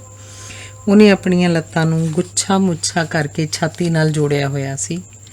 ਤੇਜ਼ ਰੌਸ਼ਨੀ ਵਾਲੇ ਬਲਬ ਸਦਕਾ ਉਸ ਦੇ ਪੈਰਾਂ ਉੱਤੇ ਬੇੜੀਆਂ ਨਾਲ ਪਾਏ ਕਾਸੇ ਸਾਫ਼-ਸਾਫ਼ ਨਜ਼ਰ ਆ ਰਹੇ ਸਨ ਤੇ ਉਹਦੇ ਗੋਡਿਆਂ ਦੀਆਂ ਚੱਪੜੀਆਂ ਉੱਤੇ ਨਜ਼ਰ ਆਉਂਦੇ ਜ਼ਖਮ ਰਿਸਦੇ ਨਜ਼ਰ ਆਉਂਦੇ ਸਨ। ਉਹਨੇ ਆਪਣਾ ਸਿਰ ਇੱਕ ਪਾਸੇ ਸੁੱਟਿਆ ਹੋਇਆ ਸੀ। ਉਹਦੇ ਮੱਥੇ ਉੱਤੇ ਰੋਬੜੇ ਉੱਭਰੇ ਹੋਏ ਸਨ। ਉਹਦੇ ਕੇਸ ਖੁੱਲ੍ਹੇ ਸਨ ਤੇ ਕੇਸਾਂ ਦਾ ਰੁੱਖਾਪਨ ਗ੍ਰੰਥੀ ਦੀਆਂ ਅੱਖਾਂ 'ਚ ਚੁੱਭ ਰਿਹਾ ਸੀ। ਐਸਐਸਪੀ ਨੇ ਆਪਣੀ ਆਵਾਜ਼ ਨੂੰ ਉੱਚਿਆਂ ਕਰਦਿਆਂ ਆਖਿਆ, ਲੈ ਭਾਈ ਸਿੰਘਾ, ਮੈਂ ਗ੍ਰੰਥੀ ਜੀ ਨੂੰ ਲੈ ਆਇਆ। ਇਹ ਤੇਰੀ ਆਤਮਾ ਦੀ ਸ਼ਾਂਤੀ ਲਈ ਪਾਠ ਕਰਨਗੇ। ਐਸਐਸਪੀ ਦੀ ਗੱਲ ਸੁਣ ਕੇ ਬੋਰੀਏ ਉੱਤੇ ਲੇਟੇ ਨੌਜਵਾਨ ਨੇ ਪਾਸਾ ਪਰਤਿਆ, ਪਰ ਹਾਲੇ ਵੀ ਉਹਦੀਆਂ ਅੱਖਾਂ ਬੰਦ ਸਨ। ਸ਼ਾਇਦ ਪਲਕਾਂ ਹੇਠਲੀਆਂ ਗਿੱਡਾਂ ਅੱਖੀਆਂ ਨੂੰ ਖੁੱਲ੍ਹਣ ਨਹੀਂ ਸਨ ਦਿੰਦੀਆਂ ਤੇ ਬੇਜਾਨ ਬੇਹਿੱਸ ਬੁੱਲ੍ਹ ਪਤਝੜ ਮਾਰੀ ਵੇਲ ਦੀਆਂ ਪੱਤੀਆਂ ਵਾਂਗ ਬੇਹਿੱਸ ਸਨ। ਗ੍ਰੰਥੀ ਨੇ ਬੇਹੋਸ਼ ਪਏ ਨੌਜਵਾਨ ਨੂੰ ਪਛਾਣ ਲਿਆ। ਉਹ ਉਹਦੇ ਜੱਦੀ ਪਿੰਡ ਕਲੇਰ ਖੁਰਦ ਦਾ ਰਹਿਣ ਵਾਲਾ ਨਰੈਣਾ ਸੀ। ਨਵੇਂ ਪਿੰਡ ਵਿੱਚ ਗ੍ਰੰਥੀ ਬਣ ਕੇ ਆਉਣ ਤੋਂ ਪਹਿਲਾਂ ਗ੍ਰੰਥੀ ਨੇ ਆਪਣੇ ਜੀਵਨ ਦਾ ਬਹੁਤਾ ਹਿੱਸਾ ਆਪਣੇ ਪਿੰਡ ਕਲੇਰ ਖੁਰਦ ਹੀ ਬਿਤਾਇਆ ਸੀ, ਪਰ ਉੱਥੇ ਰਹਿੰਦਾ ਵੀ ਉਹ ਨਰੈਣੇ ਨੂੰ ਕਦੇ-ਕਦੇ ਹੀ ਮਿਲਦਾ ਸੀ। ਜਦੋਂ ਤੱਕ ਉਹਨੂੰ ਯਾਦ ਹੈ, ਉਹ ਨਰੈਣੇ ਨੂੰ 4-5 ਵਾਰੀ ਮਿਲਿਆ ਸੀ। ਹਰ ਵਾਰ ਗ੍ਰੰਥੀ ਨੂੰ ਨਰੈਣੇ ਦੀ ਚਾਲ ਢਾਲ, ਮੂੰਹ ਮੱਥਾ, ਗੱਲਬਾਤ ਅਨੋਖੀ ਜਿਹੀ ਲੱਗੀ ਸੀ। ਜਦੋਂ ਵੀ ਗ੍ਰੰਥੀ ਨੇ ਕਲੇਰ ਖੁਰਦ ਵਿਖੇ ਨਰੈਣੇ ਨੂੰ ਦੇਖਿਆ ਸੀ, ਉਹ ਪਿੰਡ ਦੀ ਫਿਰਨੀ ਉੱਤੇ ਟੁੱਟੇ ਨੇਜ਼ੇ ਵਾਂਗ ਆਪਣੇ ਸਿਰ ਨੂੰ ਅੱਗੇ ਲਮਕਾਈ ਗ੍ਰੰਥੀ ਨੂੰ ਫਿਰਨੀ ਉੱਤੇ ਬੇਮਤਲਬ ਭੌਂਦਾ ਮਿਲਿਆ ਸੀ। ਉਸ ਸਮੇਂ ਨਰੈਣਾ ਲੰਘ ਮਾਰਦਾ ਇੱਧਰ ਉੱਧਰ ਦੇਖਦਾ ਨਜ਼ਰ ਆਉਂਦਾ ਸੀ, ਜਿਵੇਂ ਉਹ ਕੁਝ ਲੱਭ ਰਿਹਾ ਹੋਵੇ। ਉਹਦੇ ਲੀਰੋ ਲੀਰ ਹੋਏ ਮੈਲੇ ਕੱਪੜਿਆਂ 'ਚੋਂ ਦੁਰਗੰਧ ਜਿਹੀ ਆਉਂਦੀ ਸੀ ਤੇ ਉਹਦੇ ਨੰਗੇ ਪੈਰਾਂ ਦੀਆਂ ਬਿਆਈਆਂ ਮਿੱਟੀ ਘੱਟੇ ਨਾਲ ਭਰੀਆਂ ਰਹਿੰਦੀਆਂ ਸਨ। ਇੱਕ ਵਾਰ ਜਦੋਂ ਨਰੈਣਾ ਅਜਿਹੀ ਹਾਲਤ ਵਿੱਚ ਪਿੰਡ ਦੀ ਫਿਰਨੀ ਉੱਤੇ ਮਿਲਿਆ ਸੀ ਤਾਂ ਧੂੜ ਵਿੱਚ ਲਿਪਟਿਆ ਉਹਦਾ ਜੁੱਸਾ ਗ੍ਰੰਥੀ ਨੂੰ ਉਪਰਾ ਲੱਗਾ ਸੀ। ਉਹਦਾ ਮਿੱਟੀ ਘੱਟੇ ਨਾਲ ਭਰਿਆ ਸਰੀਰ ਉਹਨੂੰ ਇਸ ਤਰ੍ਹਾਂ ਦਰਸਾਉਂਦਾ ਸੀ ਜਿਵੇਂ ਕਿਸੇ ਨੇ ਉਹਨੂੰ ਅੰਨੇ ਖੂਹ 'ਚੋਂ ਕੱਢ ਕੇ ਉਹਦੀ ਜਾਨ ਬਚਾਈ ਹੋਵੇ। ਨਰੈਣੇ ਨਾਲ ਗ੍ਰੰਥੀ ਦੀ ਮੁਲਾਕਾਤ ਉਦੋਂ ਹੋਈ ਸੀ ਜਦੋਂ ਇੱਕ ਵਾਰ ਨਰੈਣਾ ਉਹਦੇ ਜੱਦੀ ਪਿੰਡ ਉਹਦੇ ਗੁਆਂਢੀ ਭਾਗ ਸਿੰਘ ਦੇ ਘਰ ਆਇਆ ਸੀ ਤੇ ਉਹਨੂੰ ਆਪਣੇ ਗੁਆਂਢ ਦੇ ਚੁਬਾਰੇ 'ਚੋਂ ਕਿਸੇ ਦੇ ਉੱਚੀ ਉੱਚੀ ਗਾਉਣ ਦੀ ਆਵਾਜ਼ ਆਈ ਸੀ।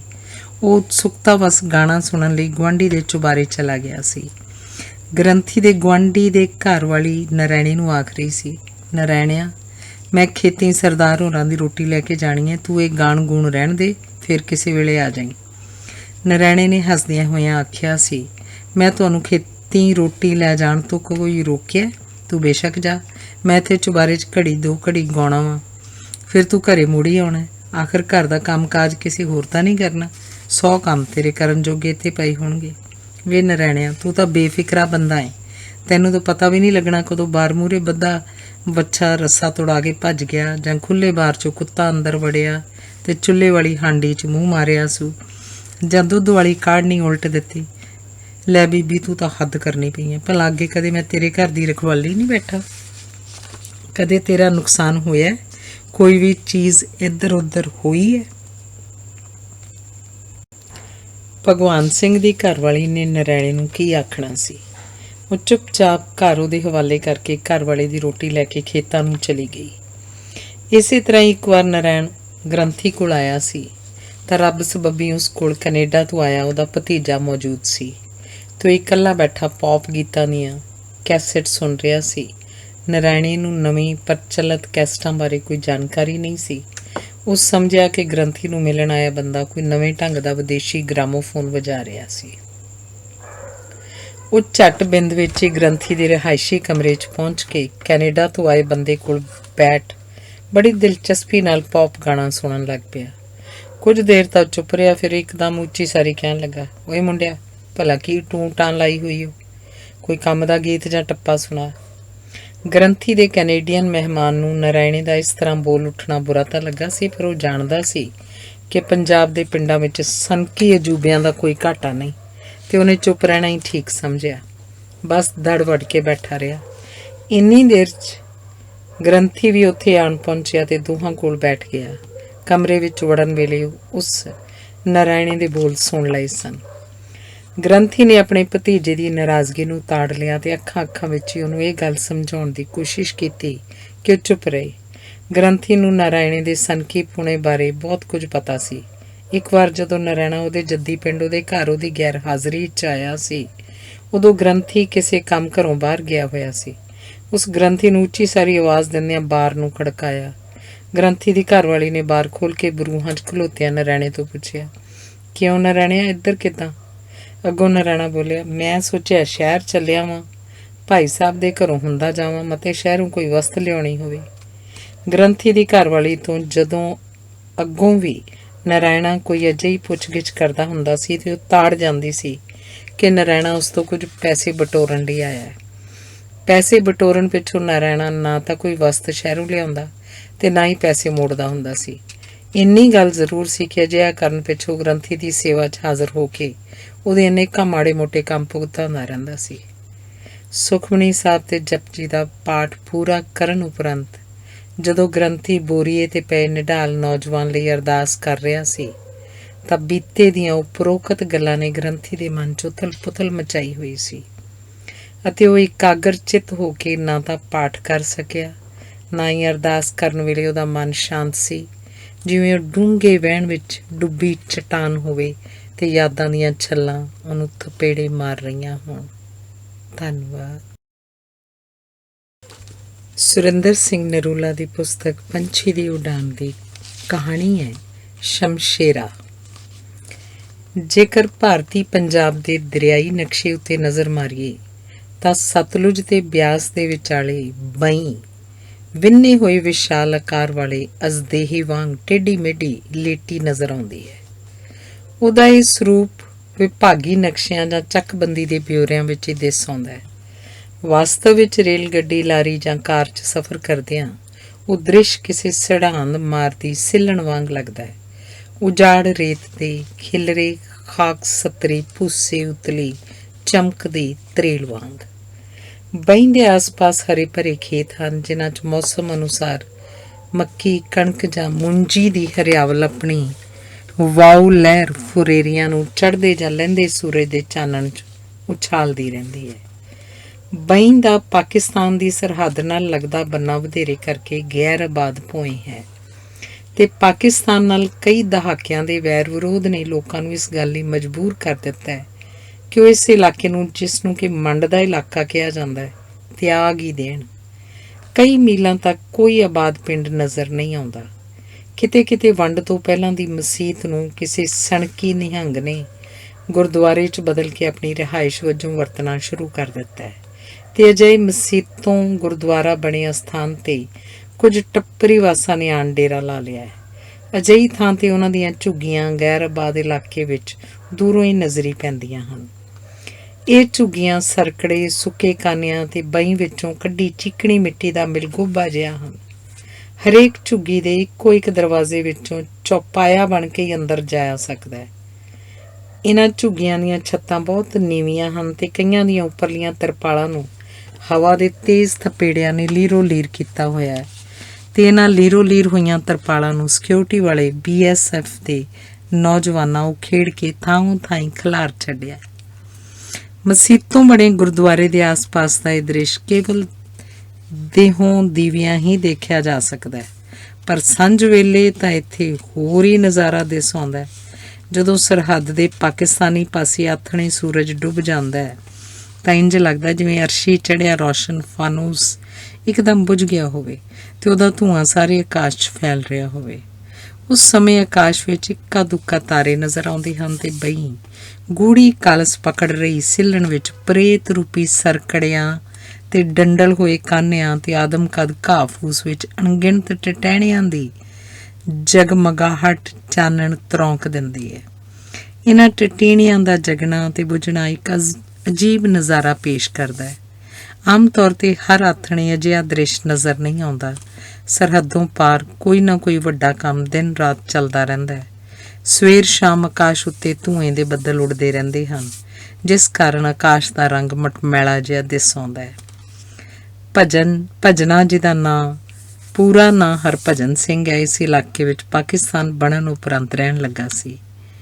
ਪਹਿਲ ਤਾਂ ਉਸ ਫੌਜੀ ਟਰੱਕਾਂ ਵਿੱਚੋਂ ਸਮਾਨ ਉਤਾਰਨ ਜਾਂ ਚੜ੍ਹਾਉਣ ਦਾ ਕੰਮ ਦਿਹਾੜੀਦਾਰ ਵਜੋਂ ਕੀਤਾ, ਪਰ ਜਦੋਂ ਸਰਹੱਦ ਉੱਤੇ ਪੂਰਵ ਨਿਸ਼ਚੇ ਅਨੁਸਾਰ ਪੱਕੀਆਂ ਫੌਜੀ ਚੌਕੀਆਂ ਕਾਇਮ ਹੋ ਗਈਆਂ ਤੇ ਸਮਾਨ ਟਰੱਕਾਂ ਵਿੱਚੋਂ ਉਤਾਰਨ ਤੇ ਚੜ੍ਹਾਉਣ ਦਾ ਕੰਮ ਫੌਜੀ ਸਿਪਾਹੀ ਆਪ ਹੀ ਕਰਨ ਲੱਗੇ ਤਾਂ ਸ਼ਹਿਰੀ ਟਰੱਕਾਂ ਵਾਲੇ ਹੜ੍ਹਾਂ ਪਿੱਛੋਂ ਰੁੱਤ ਨਿਤਰਨ ਅਤੇ ਬਈ ਵਿੱਚ ਪਾਣੀ ਘੱਟ ਜਾਣ ਕਰਕੇ ਬਈ ਵਿੱਚੋਂ ਰੇਤਾ ਕੱਢ ਕੇ ਸ਼ਹਿਰਾਂ 'ਚ ਵੇਚਣ ਲਈ ਲੈ ਜਾਣ ਲੱਗ ਪਏ। ਭਜਨਾ ਹੁਣ ਅਜਿਹੀ ਟਰੱਕਾਂ ਉੱਤੇ ਕੰਮ ਕਰਨ ਲੱਗ ਪਿਆ। 1984 ਦੌਰਾਨ ਤੇ ਉਹਦੇ ਪਿੱਛੋਂ ਪੰਜਾਬ ਵਿੱਚ ਅੱਤਵਾਦੀਆਂ ਨੇ ਅਜਿਹਾ ਜ਼ੋਰ ਫੜਿਆ ਕਿ ਇਲਾਕਾ ਬਿਲਕੁਲ ਹੀ ਗੈਰ ਆਬਾਦ ਨਜ਼ਰ ਆਉਣ ਲੱਗ ਪਿਆ। ਸਰਹੱਦੋਂ ਪਾਰ ਤੋਂ ਮਾਰੂ ਹਥਿਆਰਾਂ ਦੀ ਤਸਕਰੀ ਵੱਡੇ ਪੈਮਾਨੇ ਤੇ ਹੋਣ ਲੱਗੀ। ਸਰਕਾਰ ਨੇ ਭਾਰਤੀ ਪਾਸੇ ਦੇ ਪਿੰਡ ਖਾਲੀ ਕਰਾ ਲਏ ਤੇ ਫੌਜ ਵੱਲੋਂ ਆਉਂਦੇ ਜਾਂਦੇ ਲੋਕਾਂ ਉੱਤੇ ਇੰਨੀ ਕਰੜੀ ਨਿਗਰਾਨੀ ਹੋਣ ਲੱਗੀ ਕਿ ਰੇਤਾ ਲੱਦ ਕੇ ਲੈ ਜਾਣ ਵਾਲੇ ਟਰੱਕ ਵੀ ਬੰਦ ਹੋ ਗਏ। ਭਜਨੇ ਨੇ ਇਲਾਕਾ ਨਾ ਛੱਡਿਆ, ਉਸ ਕੁਝ ਖੋਤੇ ਰੱਖ ਲਏ ਤੇ ਉਹਨਾਂ ਉੱਤੇ ਰੇਤਾ ਲੱਦ ਕੇ ਉਹ ਸ਼ਹਿਰ ਜਾ ਕੇ ਰੇਤਾ ਵੇਚਣ ਲੱਗ ਪਿਆ। ਸ਼ਹਿਰ ਤੋਂ ਛੋਟੋ ਇਲਾਕੇ ਵਿਚਲੇ ਦੂਰ ਦੂਰ ਦੇ ਪਿੰਡਾਂ ਵਿੱਚ ਖੋਤੇ ਲਿਜਾ ਕੇ ਉਹਨਾਂ ਉੱਤੇ ਲੱਦਿਆ ਰੇਤਾ ਵੇਚ ਆਉਂਦਾ ਸੀ। ਹਾਜੀਪੁਰ ਨਾਂ ਦੇ ਪਿੰਡ 'ਚ ਭਜਨਾ ਰਹਿੰਦਾ ਸੀ। ਵੰਡ ਤੋਂ ਪਹਿਲਾਂ ਇਸ ਪਿੰਡ ਵਿੱਚ ਰੱਜੇ ਪੁੱਜੇ ਕਿਸਾਨ ਖੇਤੀ ਕਰਾਉਂਦੇ ਸਨ। ਉਹਨਾਂ ਦਿਨਾਂ ਵਿੱਚ ਭਜਨੇ ਨੂੰ ਖੇਤ ਕਾਮੇ ਵਜੋਂ ਇੱਥੇ ਕੰਮ ਮਿਲ ਜਾਂਦਾ ਸੀ। ਹੁਣ ਜਦੋਂ ਪਿੰਡ ਉੱਜੜ ਚੁੱਕਾ ਸੀ ਤਾਂ ਖੇਤ ਕਾਮਿਆਂ ਨੂੰ ਉੱਥੇ ਕੋਈ ਕੰਮ ਨਹੀਂ ਸੀ ਮਿਲਦਾ। ਥਾਂ ਥਾਂ ਉੱਤੇ ਬਈ ਦੇ ਵਿੰਗੇ ਟੇਢੇ ਵਹਿਣ ਨੇ ਘਰਾਲਾਂ ਬਣਾਈਆਂ ਹੋਈਆਂ ਸਨ। ਇਹਨਾਂ ਘਰਾਲਾਂ ਵਿਚਾਲੇ ਅਨੇਕ ਟੋਏ ਸਨ। ਕਿਤੇ ਕਿਤੇ ਕੋਈ ਉੱਚਾ ਟਿੱਬਾ ਵੀ ਨਜ਼ਰ ਆਉਂਦਾ ਸੀ। ਜਿਹਦੇ ਆਸ-ਪਾਸ ਜਾਂ ਉੱਪਰ ਸੰਘਣਾ ਘਾਹ ਉੱਗਿਆ ਸੀ। ਸਾਰੇ ਇਲਾਕੇ ਵਿੱਚ ਉੱਚੇ ਸਰਕੜੇ ਜਾਂ ਸੰਘਣੇ ਘਾਹ ਫੂਸ ਤੋਂ ਛੁੱਟ ਕੁਝ ਨਜ਼ਰ ਨਹੀਂ ਸੀ ਆਉਂਦਾ। ਜਿੱਥੇ ਕਿਤੇ ਬਈ ਦਾ ਪਾਣੀ ਡੂੰਘੇਰਾ ਸੀ, ਉਹਦੇ ਆਸ-ਪਾਸ ਹਰਿਆਵਲ ਦੀਆਂ ਕੁਝ ਖੇਤੀਆਂ ਦਿਸ ਆਉਂਦੀਆਂ ਸਨ। ਇਹਨਾਂ ਖੇਤੀਆਂ ਵਿੱਚ ਹੀ ਕਦੇ-ਕਦੇ ਪਸ਼ੂ ਚਰਦੇ ਦਿਸ ਆਉਂਦੇ ਸਨ। ਕਦੇ-ਕਦੇ ਬਈ ਦੇ ਫੈਲਵੇਂ ਪਾਣੀ ਵਿੱਚ ਕੋਈ ਦਰਿਆਈ ਸੱਪ ਲਹਿਰੀਆਂ ਉਪਜਾਉਂਦਾ ਦਿਸ ਆਉਂਦਾ ਸੀ। ਖੋਤਿਆਂ ਉੱਤੇ ਰੇਤਾ ਲਦਾਉਣ ਦਾ ਕੰਮ ਵਰਖਾ ਦੀ ਰੁੱਤੇ ਬੰਦ ਹੋ ਜਾਂਦਾ ਸੀ। ਉਸ ਸਮੇਂ ਦੂਰ-ਦੂਰ ਦੇ ਆਬਾਦੀ ਵਾਲੇ ਪਿੰਡਾਂ ਵਿੱਚ ਭਜਨਾ ਹਰਾ ਚਾਰਾ ਵੇਚ ਆਉਂਦਾ ਸੀ। ਕਈ ਵਾਰ ਵਰਖਾ ਦੀ ਰੁੱਤੇ ਉਹਨੂੰ ਖੇਤਾਂ ਵਿੱਚ ਝੋਨਾ ਲਾਉਣ ਦਾ ਕੰਮ ਮਿਲ ਜਾਂਦਾ ਸੀ। ਪਰ ਇਲਾਕੇ ਵਿੱਚ ਖੇਤੀ ਦੇ ਵਿਸਤਾਰ ਦਾ ਹਰੇਕ ਯਤਨ ਅਸਫਲ ਰਿਹਾ ਸੀ। ਕਾਰਨ ਇਹ ਸੀ ਕਿ ਬਿਆਸ ਦਰਿਆ ਦੇ ਉੱਪਰਲੇ ਇਲਾਕੇ 'ਚ ਫੌਜੀ ਠੇਕੇਦਾਰਾਂ ਵੱਲੋਂ ਜੰਗਲਾਂ ਦੀ ਕਟਾਈ ਬੜੀ ਬੇਧਿਆਨੀ ਨਾਲ ਕੀਤੀ ਗਈ ਸੀ। ਵਰਖਾ ਦੀ ਰੁੱਤੇ ਪਹਾੜੀ ਲਾਲ ਮਿੱਟੀ ਦੇ ਨਾਲ-ਨਾਲ ਕਾਲੀਆਂ ਚਿਟਕਬਰੀਆਂ ਕੰਕਰੀਆਂ ਦੇ ਰੇਲੇ ਆ ਕੇ ਮੰਡ ਦੇ ਇਲਾਕੇ 'ਚ ਵਿਚਦੇ ਰਹਿੰਦੇ ਸਨ। ਇਸ ਪਥਰੀਲੇ ਰੇਤੇ ਨਾਲ ਅੱਟੇ ਹੋਏ ਇਲਾਕੇ ਵਿੱਚ ਘਾਹ ਦੀਆਂ ਤਿੜਾਂ, ਸਰਕੜੇ ਆਦਿ ਜਾਂ ਖੁਦਰੋ ਜੰਗਲੀ ਬੂਟਿਆਂ ਤੋਂ ਛੁੱਟ ਕੁਝ ਨਹੀਂ ਸੀ ਉਗਾਇਆ ਜਾ ਸਕਦਾ। ਮਜਬੂਰ ਹੋ ਕੇ ਭਜਨੇ ਨੂੰ ਰੇਤਾ ਢੋਣ ਦਾ ਕਿੱਤਾ ਹੀ ਅਪਣਾਉਣਾ ਪਿਆ ਸੀ ਤੇ ਉਹਦੇ ਰੇਤੇ ਦੀ ਫੌਜੀਆਂ ਲਈ ਸ਼ੈੱਡ ਤੇ ਬਾਰਕਾਂ ਉਸਾਰਨ ਵਾਲੇ ਠੇਕੇਦਾਰਾਂ ਵੱਲੋਂ ਬੜੀ ਮੰਗ ਸੀ। ਜਦੋਂ ਭਜਨੇ ਦਾ ਰੇਤੇ ਦਾ ਕੰਮ ਵੱਧ ਗਿਆ ਤਾਂ ਉਹਨੇ ਆਪਣੇ ਭਤੀਜੇ ਬਚਨੇ ਨੂੰ ਆਪਣੇ ਕੋਲ ਸੱਦ ਲਿਆ। ਇਸ ਤਰ੍ਹਾਂ ਉਹਨੂੰ ਆਪਣੇ ਹੱਡ ਤੋੜੂ ਕੰਮ ਤੋਂ ਰਾਹਤ ਮਿਲਣ ਲੱਗੀ। ਇੱਕ ਵਾਰ ਜਦੋਂ ਭਜਨਾ ਕਿਸੇ ਕੰਮ ਤੇ ਗਿਆ ਸੀ ਤਾਂ ਬਚਨੇ ਦਾ ਵਾਕਫਕਾਰ ਮੁੰਡਾ ਸ਼ਮਸ਼ੇਰਾ ਉਸ ਪਾਸ ਆਇਆ। ਉਹ ਬਚਨੇ ਨਾਲ ਕੋਈ ਗੱਲ ਕੀਤੇ ਬਗੈਰ ਝੁੱਗੀ ਅੰਦਰ ਜਾ ਕੇ ਅਲਾਣੀ ਮੰਜੀ ਤੇ ਲੇਟ ਗਿਆ। ਦੁਪਹਿਰ ਦਾ ਵੇਲਾ ਸੀ ਤੇ ਸ਼ਮਸ਼ੇਰਾ ਬਹੁਤ ਘਬਰਾਇਆ ਹੋਇਆ ਸੀ, ਜਿਵੇਂ ਕੋਈ ਉਹਦਾ ਪਿੱਛਾ ਕਰ ਰਿਹਾ ਹੋਵੇ ਜਾਂ ਉਹ ਤਸਕਰਾਂ ਦੀ ਫੜੋ-ਫੜੀ ਕਰਨ ਵਾਲੀ ਪੁਲਿਸ ਪਾਰਟੀ ਤੋਂ ਬਚਦਾ ਭਜਨੇ ਦੀ ਝੁੱਗੀ 'ਚ ਪਨਾਹ ਲੈਣ ਆਇਆ ਹੋਵੇ। ਬਚਨਾ ਇਹ ਜਾਣਦਾ ਸੀ ਕਿ ਸ਼ਮਸ਼ੇਰਾ ਬੜੇ ਕਾਰੇ ਹੱਥ ਹੈ। ਪਹਿਲਾਂ ਤਾਂ ਉਹਦੀ ਪਾਕਿਸਤਾਨ ਤੋਂ ਅਵੈਧ ਢੰਗ ਨਾਲ ਤਰ੍ਹਾਂ-ਤਰ੍ਹਾਂ ਦਾ ਸਮਾਨ ਲਿਆਉਣ ਵਾਲਿਆਂ ਨਾਲ ਭਾਈਵਾਲੀ ਸੀ ਤੇ ਫਿਰ ਬਚਨੇ ਨੇ ਸੁਣਿਆ ਸੀ ਕਿ ਇੰਦਰਾ ਗਾਂਧੀ ਦੇ ਕਤਲ ਪਿੱਛੋਂ ਸ਼ਮਸ਼ੇਰਾ ਅੱਤਵਾਦੀਆਂ ਦੇ ਇੱਕ ਟੋਲੇ 'ਚ ਸ਼ਾਮਲ ਹੋ ਕੇ ਪਾਕਿਸਤਾਨ ਤੋਂ ਹੱਥ ਗੋਲੇ, ਰਿਵਾਲਵਰ ਤੇ ਕਈ ਵਾਰ AK-47 ਰਾਈਫਲਾਂ ਵੀ ਲਿਆਉਂਦਾ ਹੁੰਦਾ ਸੀ। ਉਹ ਆਪਣੇ ਜੱਦੀ ਪਿੰਡ ਜਿਹੜਾ ਹਾਜੀਪੁਰ ਤੋਂ ਚੋਖੀ ਦੂਰ ਸੀ, ਕਦੇ-ਕਦੇ ਟਿਕ ਕੇ ਰਹਿੰਦਾ ਸੀ। ਜਦੋਂ ਬਚਨਾ ਉਹਦੇ ਲਈ ਪਾਣੀ ਦਾ ਗਲਾਸ ਲੈ ਕੇ ਆਇਆ ਤਾਂ ਉਸ ਦੇਖਿਆ ਕਿ ਸ਼ਮਸ਼ੇਰਾ ਅਲਾਣੀ ਮੰਜੀ ਤੇ ਅਕੜੂ ਬੈਠਾ ਹੋਇਆ ਹੈ। ਸ਼ਮਸ਼ੇਰਾ ਅਲਾਣੀ ਮੰਜੀ ਉੱਤੇ ਇਸ ਤਰ੍ਹਾਂ ਬੈਠਾ ਹੋਇਆ ਹੌਂਕ ਰਿਹਾ ਸੀ ਤੇ ਕਦੇ-ਕਦੇ ਤਾਂ ਮੰਜੀਓਂ ਉੱਠਣ ਦੀ ਕੋਸ਼ਿਸ਼ ਕੀਤੇ ਬਗੈਰ ਖੰਘਦਾ ਹੋਇਆ ਆਪਣੇ ਆਸ-ਪਾਸ ਬਲਗਮ ਖਿਲਾਰ ਰਿਹਾ ਸੀ।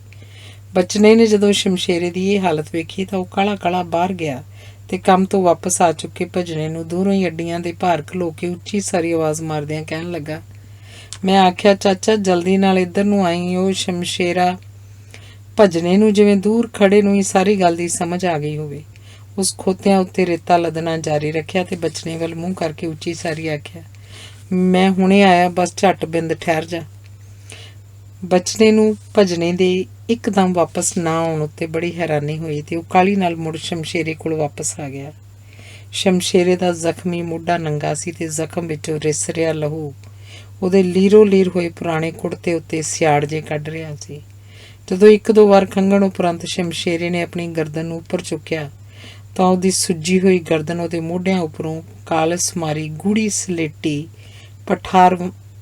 ਪਠਾਰ ਵਾਂਗ ਦਿਸ ਰਹੀ ਸੀ। ਫਿਰ ਸ਼ਮਸ਼ੇਰਾ ਬਚਨੇ ਵੱਲ ਦੇਖਣ ਲੱਗ ਪਿਆ ਤੇ ਝੱਟ ਪਿੱਛੋਂ ਹੀ ਫਰਸ਼ ਉੱਤੇ ਲੋਟਣੀਆਂ ਲੈਣ ਲੱਗ ਪਿਆ। ਇਸ ਦੌਰਾਨ ਉਸ ਆਪਣੀ ਸੱਜੀ ਮੁੱਠੀ ਵਿੱਚ ਦਬੋਚ ਕੇ ਰੱਖੀ ਹੋਈ ਕੋਈ ਚੀਜ਼ ਮੂੰਹ 'ਚ ਪਾ ਲਈ। ਇਹ ਸਾਈਨੇਟ ਦਾ ਕੈਪਸੂਲ ਸੀ। ਝੱਟ ਬੰਦ ਵਿੱਚ ਹੀ ਸ਼ਮਸ਼ੇਰਾ ਤੜਫਦਾ ਲੁੱਗੇ ਫਰਸ਼ ਤੇ ਠੰਡਾ ਹੋ ਗਿਆ। ਉਹਦੀ ਅਖੀਰਲੀ ਹਰਕਤ ਇਹ ਸੀ ਕਿ ਉਸ ਆਪਣੇ ਕੁੜਤੇ ਦੀ ਜੇਬ ਵਿੱਚੋਂ ਇੱਕ ਚਿੱਠੀ ਕੱਢ ਕੇ ਬਚਨੇ ਵੱਲ ਉਲਾਰ ਦਿੱਤੀ। ਭਜਨਾ ਜਦੋਂ ਬਚਨੇ ਵੱਲ ਪਰਤਿਆ ਤਾਂ ਦੁਖਾਂਤ ਵਾਪਰ ਚੁੱਕਾ ਸੀ। ਸ਼ਮਸ਼ੇਰੇ ਦਾ ਮੁਰਦਾ ਸਰੀਰ ਫਰਸ਼ ਤੇ ਆਕੜਿਆ ਪਿਆ ਸੀ। ਉਹ ਝੁੱਗੀ ਤੋਂ ਬਾਹਰ ਆ ਕੇ ਜਲਦੀ ਕਦਮ ਪੁੱਟਦਾ ਹਾਜੀਪੁਰ ਦੇ ਗੁਰਦੁਆਰੇ ਵੱਲ ਵਧਿਆ। ਉਹਦੀ ਨੀਅਤ ਇਹ ਸੀ ਕਿ ਉੱਥੋਂ ਦੇ ਗ੍ਰੰਥੀ ਨੂੰ ਆਪਣੇ ਨਾਲ ਝੁੱਗੀ 'ਚ ਵਾਪਸ ਲੈ ਆਏ।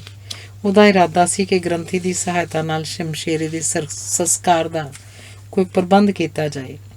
ਜਦੋਂ ਗ੍ਰੰਥੀ ਗੋਡਿਆਂ ਪਰਨੇ ਸ਼ਮਸ਼ੇਰੇ ਦੀ ਲੋਥ ਤੇ ਝੁਕਿਆ ਤਾਂ ਸਾਈਨੇਟ ਦਾ ਜ਼ਹਿਰ ਆਪਣਾ ਕੰਮ ਕਰ ਚੁੱਕਾ ਸੀ ਤੇ ਲੋਥ ਬੜੀ ਤੇਜ਼ੀ ਨਾਲ ਕਾਲਸ ਪਕੜ ਰਹੀ ਸੀ।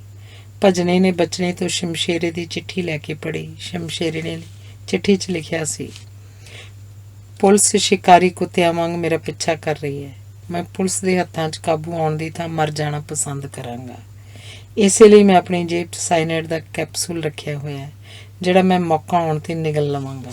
इस पुरजे नाल नत्थी हुई चिट्ठी दिलावर ने दुबई तो भेजी है। दिलावर की चिट्ठी बापू होरां नूं पहुँचा दें। ग्रंथी बचने ते भजने ने दिलावर की चिट्ठी बड़ी उत्सुकता नाल पढ़ी। दिलावर ने लिखिया सी कि दुबई पहुँच के उन्हें पता लगा कि उस नाल बड़ा धोखा होया है। वो मजबूरी वस कोई पैसा घर नहीं भेज सकता। जदों मेहनत मुशक्कत कारण दिलावर बीमार हो गया तो उहदे सिर ठेकेदार का करजा हो गया। भजने ग्रंथी ते बचने जदों चिट्ठी पढ़ ली तो उन्हां विचों भजना बोलिया, भाई जी मैं तो अगे ही कहंदा सी कि शमशेरा किसी ना किसी खास कारण करके अतवादी बनिया। उस अपने तंग दस्त मां बाप लई पैसिਆਂ ਦਾ जुगाड़ जो करना सी। धन्यवाद। डॉक्टर सुरिंदर सिंह नरूला की पुस्तक पंछी की उड़ान की कहानी है दुश्मन। जदों पाक हिंद सरहद तो घुसपैठियां ने पाकिस्तान नूं भारत आउणा शुरू कर दिता तां सरकार नूं लोक राय अगे झुकना पिया। सरहदी इलाके की देखभाल के काम नूं बॉर्डर सिक्योरिटी फोर्स ते CRPF तो लैके सरहद के नाल फौज की नियुक्ति करनी पई। फिर भी BSF ते CRPF वालियां नूं फौज के पिछे सैकेंड लाइन ऑफ डिफेंस वजों रहन दिता गया। खेमकरन तो लैके हुसैनीवाला तक सारी सरहद उत्ते फौज सरगर्म हो गई। सरकार वालों हिदायतां जारी कीतियां गईयां कि घुसपैठीए अतवादी नूं देखदिआं ही गोली मार दित्ती जाए। करनल दीपक मोहिंद्रा नूं आर्मी हैडकुआटर तो बदल के 17वीं राजपूत रैजीमेंट विच CO वजों भेजिया गया सी। करनल महिंद्रा दा दिल्ली दे फौजी ते सिविलियन हलकियां विच बड़ा असर रसूख सी। जेकर वो चाहुंदा तां आर्मी हैडकुआटर दे किसी होर सैक्शन विच अपनी बदली करवा सकदा सी, पर वो असली फौजी सी ते वो फौजी हैडकुआटर्स विच किसी सधारण कलम घसीट वांग काम कर करके मानसिक तौर पर परेशान रहन लग पिया सी। सगों ने बॉर्डर उत्ते ड्यूटी लगवाउण लई आप उचेचा यतन कीता सी।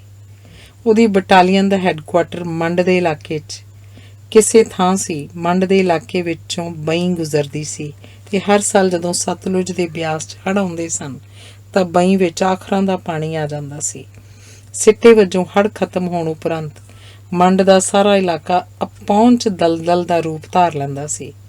बरसात के दिनों विच तां मीलों तक हरियाली छाई रहिंदी सी। उच्चे टिब्बिਆਂ उत्ते वण जां करीर दे बोना कद रुख जां टिब्बिਆਂ उत्ते निवाणां दे पीलू ते डेलिਆਂ दे रुखां दी भरमार रहिंदी सी। पर दलदली इलाके विच बरसात खत्म होण उपरंत उच्चे सरकड़े मीलों तीकर फैले नज़र आउंदे सन। जिस थां विच निवाणां करके पानी इकट्ठा हो गया सी उत्थे नागमणी इन्नी फैल जाती सी कि चारे पासे पिलत्तण पकड़ रहे पत्ते ते नागमणी दे डंडलां दियां कोणां तो छुट होर कुछ नज़र नहीं सी आउंदा। अजिही किसी निवाण दे लागे खलोतिਆਂ बंदे नूं नागमणी दे संघਣੇ पत्तिਆਂ विच ਉਹਦੇ डंडल तक नज़र नहीं सी आउंदे। ਮੰਡ ਦੇ ਇਲਾਕੇ ਵਿੱਚ ਸਰਹੱਦ ਦੇ ਨਾਲ-ਨਾਲ ਦੋਵਾਂ ਮੁਲਕਾਂ ਦੀਆਂ ਸਰਕਾਰਾਂ ਦੇ ਫੌਜੀਆਂ ਨੇ ਆਪਣੇ ਗੁਪਤ ਅੱਡੇ ਬਣਾਏ ਹੋਏ ਸਨ। ਟਾਂਗੂ ਜਾਂ ਬੰਕਰ ਥਾਂ ਥਾਈਂ ਕਾਇਮ ਕੀਤੇ ਗਏ ਸਨ। ਬੰਕਰਾਂ ਤੇ ਟਾਂਗੂਆਂ ਵਿੱਚ ਬੈਠੇ ਹੋਏ ਫੌਜੀਆਂ ਦੀਆਂ ਬਾਜ਼ ਅੱਖਾਂ ਇੱਕ ਦੂਜੇ ਦੇ ਫੌਜੀਆਂ ਦੀਆਂ ਸਰਗਰਮੀਆਂ ਤੇ ਨਜ਼ਰਾਂ ਟਿਕਾਈ ਰੱਖਦੀਆਂ ਸਨ। ਮੰਡ ਦਾ ਸਾਰਾ ਇਲਾਕਾ ਗੈਰ ਆਬਾਦ ਸੀ। ਸਰਹੱਦ ਦੇ ਦੋਵੇਂ ਪਾਸੇ ਫੌਜੀ ਗਸ਼ਤ ਲਈ ਕੰਕਰੀਟ ਦੀਆਂ ਪੱਕੀਆਂ ਪੱਟੀਆਂ ਬਣੀਆਂ ਸਨ। इन्हां पट्टियां दे कंढियां उत्ते सफेदे दे उच्चे उच्चे दरखत सन। इन्हां सफेदे दे रुखां दीयां टहणियां छतनार ते संघणियां सन। इस तरह देखण वाला सहज ही अनुमान लगा सकदा सी कि सफेदे दे दरखत बहुत पुराने हन ते उन्हां नूं लग्गियां कई वरे बीत चुके हन। कई थावां ते इन्हां दरख्तां ने आकाश नूं पूरी तरह रोकिया होया सी। बदलवाई दे दिनां विच तां इस इलाके विच दूरों किसी बंदे नूं वेखਣਾ भी मुश्किल सी।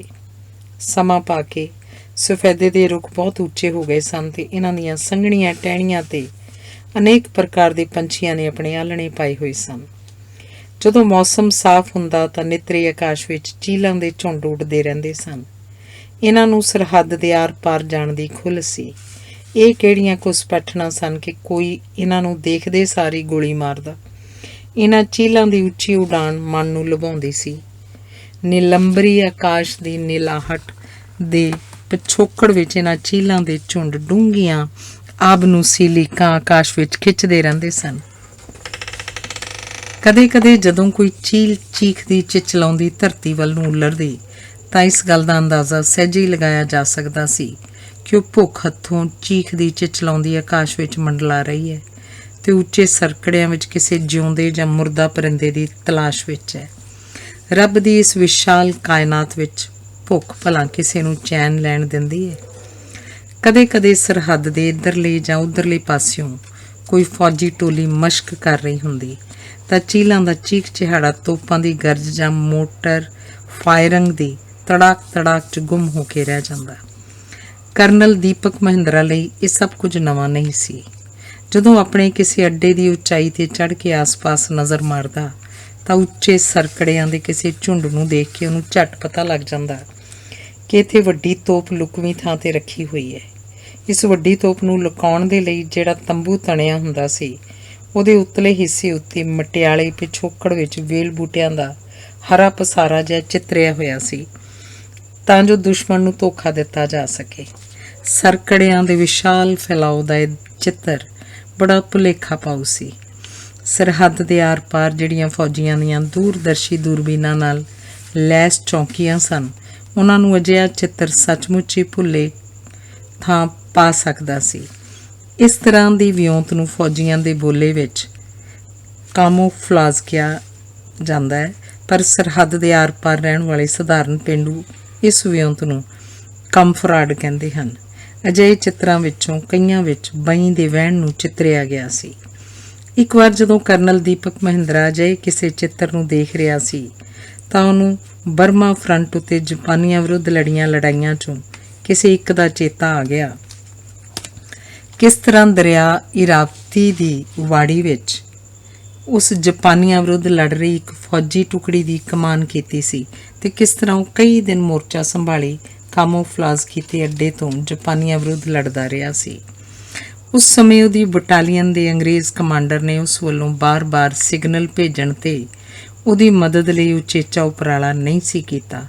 ਨਿਰਦੈਤਾ ਨਾਲ ਜ਼ਖਮੀ ਹਿੰਦੁਸਤਾਨੀ ਫੌਜੀਆਂ ਨੂੰ ਆਪ ਪਿੱਛੇ ਹਟਦਿਆਂ ਦੁਸ਼ਮਣ ਦੇ ਰਹਿਮ ਤੇ ਛੱਡ ਦਿੱਤਾ ਸੀ ਤੇ ਆਪ ਪਿੱਛੇ ਹਟ ਗਿਆ ਸੀ। ਵੱਡੀ ਤੋਪ ਵਾਲੀ ਥਾਂ ਤੋਂ 50 ਫੁੱਟ ਦੀ ਦੂਰੀ ਤੇ ਬਈ ਦੇ ਸੁੱਕੇ ਵਹਿਣ ਦੇ ਇੱਕ ਮੋੜ ਉੱਤੇ ਇਸ ਅੱਡੇ ਵਾਲਿਆਂ ਨੂੰ ਦੁਸ਼ਮਣ ਵਿਰੁੱਧ ਹਿਫਾਜ਼ਤੀ ਸਹਾਇਤਾ ਦੇਣੀ ਸੀ। ਦੋਹਾਂ ਸਰਹੱਦਾਂ ਦੇ ਵਿਚਾਲੇ ਉਹ ਖੁੱਲ੍ਹਾ ਥਾਂ ਸੀ ਜਿਸ ਨੂੰ ਕਿ ਫੌਜੀ ਸ਼ਬਦਾਵਲੀ ਵਿੱਚ ਨੋ ਮੈਨਸ ਲੈਂਡ ਨਖਸਮੀ ਭੋਏ ਆਖਿਆ ਜਾਂਦਾ ਸੀ। ਜਦੋਂ ਕਰਨਲ ਦੀਪਕ ਮਹਿੰਦਰਾ ਬ੍ਰੇਕਫਾਸਟ ਲਈ ਕੰਪਨੀ ਮੈਸ ਵਿੱਚ ਪੁੱਜਾ ਤਾਂ ਰਾਹ ਵਿੱਚੋਂ ਉਸ ਨੋ ਮੈਨਸ ਲੈਂਡ ਉੱਤੇ ਉੱਡਦੀ ਨਜ਼ਰ ਮਾਰੀ। ਆਸ-ਪਾਸ ਦੇ ਸਰਕੜਿਆਂ ਤੇ ਕਰੀਰਾਂ ਨਾਲ ਭਰੇ ਇਲਾਕੇ ਦੇ ਟਾਕਰੇ ਵਿੱਚ ਨੋ ਮੈਨਸ ਲੈਂਡ ਦਾ ਇਲਾਕਾ ਹਰਾ ਭਰਾ ਲੱਗਦਾ ਸੀ। ਸ਼ਾਇਦ ਇਹਦਾ ਕਾਰਨ ਇਹ ਸੀ ਕਿ ਨੋ ਮੈਨਸ ਲੈਂਡ ਬਈ ਨਦੀ ਦਾ ਪੁਰਾਣਾ ਵਹਿਣ ਸੀ। ਬਈ ਦੇ ਅਨੇਕ ਭੋਏ ਪਲਸੇਟਿਆਂ ਨੇ ਇਹਨੂੰ ਜ਼ਰਖੇਜ਼ ਬਣਾ ਦਿੱਤਾ ਸੀ। ਥਾਂ ਜੂਹੀ ਦੇ ਫੁੱਲ ਉੱਗੇ ਹੋਏ ਸਨ। ਜਦੋਂ ਹਰਿਆਵਲ ਵਿੱਚ ਜੂਹੀ ਦੇ ਫੁੱਲ ਦੇਖੇ ਤਾਂ ਉਹਨੂੰ ਦਿੱਲੀ ਦੀ ਯਾਦ ਆ ਗਈ ਜਿੱਥੋਂ ਕਿ ਬਦਲੀ ਉਪਰੰਤ ਉਹਨੂੰ ਸਰਹੱਦੀ ਚੌਂਕੀ 'ਤੇ ਭੇਜਿਆ ਗਿਆ ਸੀ।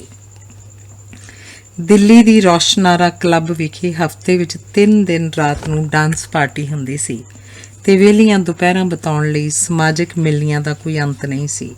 ਕੋਈ ਨਾ ਕੋਈ ਨੁਮਾਇਸ਼, ਪੋਲੋ ਮੈਚ ਜਾਂ ਘੋੜ ਦੌੜ ਦਿੱਲੀ ਵਿੱਚ ਕਿਸੇ ਨਾ ਕਿਸੇ ਥਾਂ ਹੁੰਦੀ ਰਹਿੰਦੀ ਸੀ। ਹਰ ਐਤਵਾਰ ਨੂੰ ਫੌਜੀਆਂ ਦੇ ਅਫਸਰਾਂ ਵੱਲੋਂ ਸਾਂਝੇ ਲੰਚ ਦਾ ਪ੍ਰਬੰਧ ਕੀਤਾ ਜਾਂਦਾ ਸੀ। ਅਜਿਹੇ ਮੌਕਿਆਂ 'ਤੇ ਚੰਗੀ ਰੌਣਕ ਹੁੰਦੀ ਸੀ। ਇਹਨਾਂ ਸਾਰੀਆਂ ਸਰਗਰਮੀਆਂ ਦੇ ਬਾਵਜੂਦ ਕਰਨਲ ਦੀਪਕ ਮਹਿੰਦਰਾ ਲਈ ਦਿੱਲੀ ਦਾ ਜੀਵਨ ਬੜਾ ਕਿਵੇਂ ਭਰਿਆ ਸੀ, ਕਿਉਂਕਿ ਇਹਨਾਂ ਸਰਗਰਮੀਆਂ ਦੇ ਸਮੇਂ ਲੋਕ ਇੱਕ ਦੂਜੇ ਨੂੰ ਮਿਲਦੇ ਜਾਂ ਆਪਸ ਵਿੱਚ ਬੈਠੇ ਹੋਏ ਬਸ ਪੁਰਾਣੀਆਂ ਗੱਲਾਂ ਦੀ ਜੁਗਾਲੀ ਕਰਦੇ ਰਹਿੰਦੇ ਸਨ। ਸਭਨਾਂ ਦਾ ਦੈਨਿਕ ਜੀਵਨ ਇੱਕੋ ਧੁਰੇ ਦੁਆਲੇ ਘੁੰਮਦਾ ਸੀ। ਕਿਸੇ ਨਵੇਂ ਬੰਦੇ ਨਾਲ ਘੱਟ ਹੀ ਮੁਲਾਕਾਤ ਹੁੰਦੀ ਸੀ। ਜਿਹੜੀਆਂ ਨਿੱਤ ਦੀਆਂ ਸਮੱਸਿਆਵਾਂ ਬਾਰੇ ਉਹ ਗੱਲਬਾਤ ਕਰਦੇ ਸਨ ਉਹਨਾਂ ਵਿੱਚ ਕਰਨਲ ਦੀਪਕ ਮਹਿੰਦਰਾ ਦੀ ਦਿਲਚਸਪੀ ਦਿਨੋਂ ਦਿਨ ਘਟਦੀ ਜਾ ਰਹੀ ਸੀ। ਗੱਲਾਂ ਹੁੰਦੀਆਂ ਸਨ ਅਕਬਰ ਮੈਸ ਵਿੱਚ ਅਗਲੇ ਐਤਵਾਰ ਨੂੰ ਹੋਣ ਵਾਲੇ ਸਾਂਝੇ ਲੰਚ ਬਾਰੇ ਜਾਂ ਫਿਰ ਹੈੱਡਕੁਆਰਟਰਸ ਵਿੱਚ ਨਿਯੁਕਤ ਹਵਾਲਦਾਰ ਕਲਰਕਾਂ ਦੀ ਨਾ ਅਹਿਲੀ ਬਾਰੇ। ਬਸ ਫੋਕੀਆਂ ਤੇ ਫਿੱਕੀਆਂ ਗੱਲਾਂ। ਇੰਜ ਲੱਗਦਾ ਸੀ ਕਿ ਮੌਸਮੀ ਤਬਦੀਲੀ ਤੋਂ ਛੁੱਟ ਉਹਨਾਂ ਦੇ ਜੀਵਨ ਵਿੱਚ ਕੁਝ ਵੀ ਨਹੀਂ ਸੀ ਬਦਲ ਰਿਹਾ। ਐਸੇ ਅਕੇਵੇਂ ਤੋਂ ਤੰਗ ਆ ਕੇ ਕਰਨਲ ਦੀਪਕ ਮਹਿੰਦਰਾ ਨੇ ਆਪਣੀ ਬਦਲੀ ਸਰਹੱਦੀ ਚੌਂਕੀ 'ਤੇ ਕਰਾ ਲਈ ਸੀ। ਉਹ ਕੁਝ ਨਾ ਕੁਝ ਕਰ ਗੁਜ਼ਰਨ ਲਈ ਬਹੁਤ ਕਾਹਲਾ ਸੀ, ਪਰ ਸਰਹੱਦੀ ਚੌਂਕੀ ਉੱਤੇ ਨਿਯੁਕਤੀ ਵਿੱਚੋਂ ਵੀ ਉਹਨੂੰ ਕਿਸੇ ਫੌਜੀ ਐਕਸ਼ਨ ਦਾ ਅਨੁਭਵ ਨਾ ਹੋਇਆ। ਪਾਕਿਸਤਾਨ ਵਿੱਚ ਮਿਸਿਸ ਬੇਨਜ਼ੀਰ ਭੁੱਟੋ ਪਹਿਲੀ ਵਾਰ ਪ੍ਰਧਾਨ ਮੰਤਰੀ ਬਣੀ ਸੀ।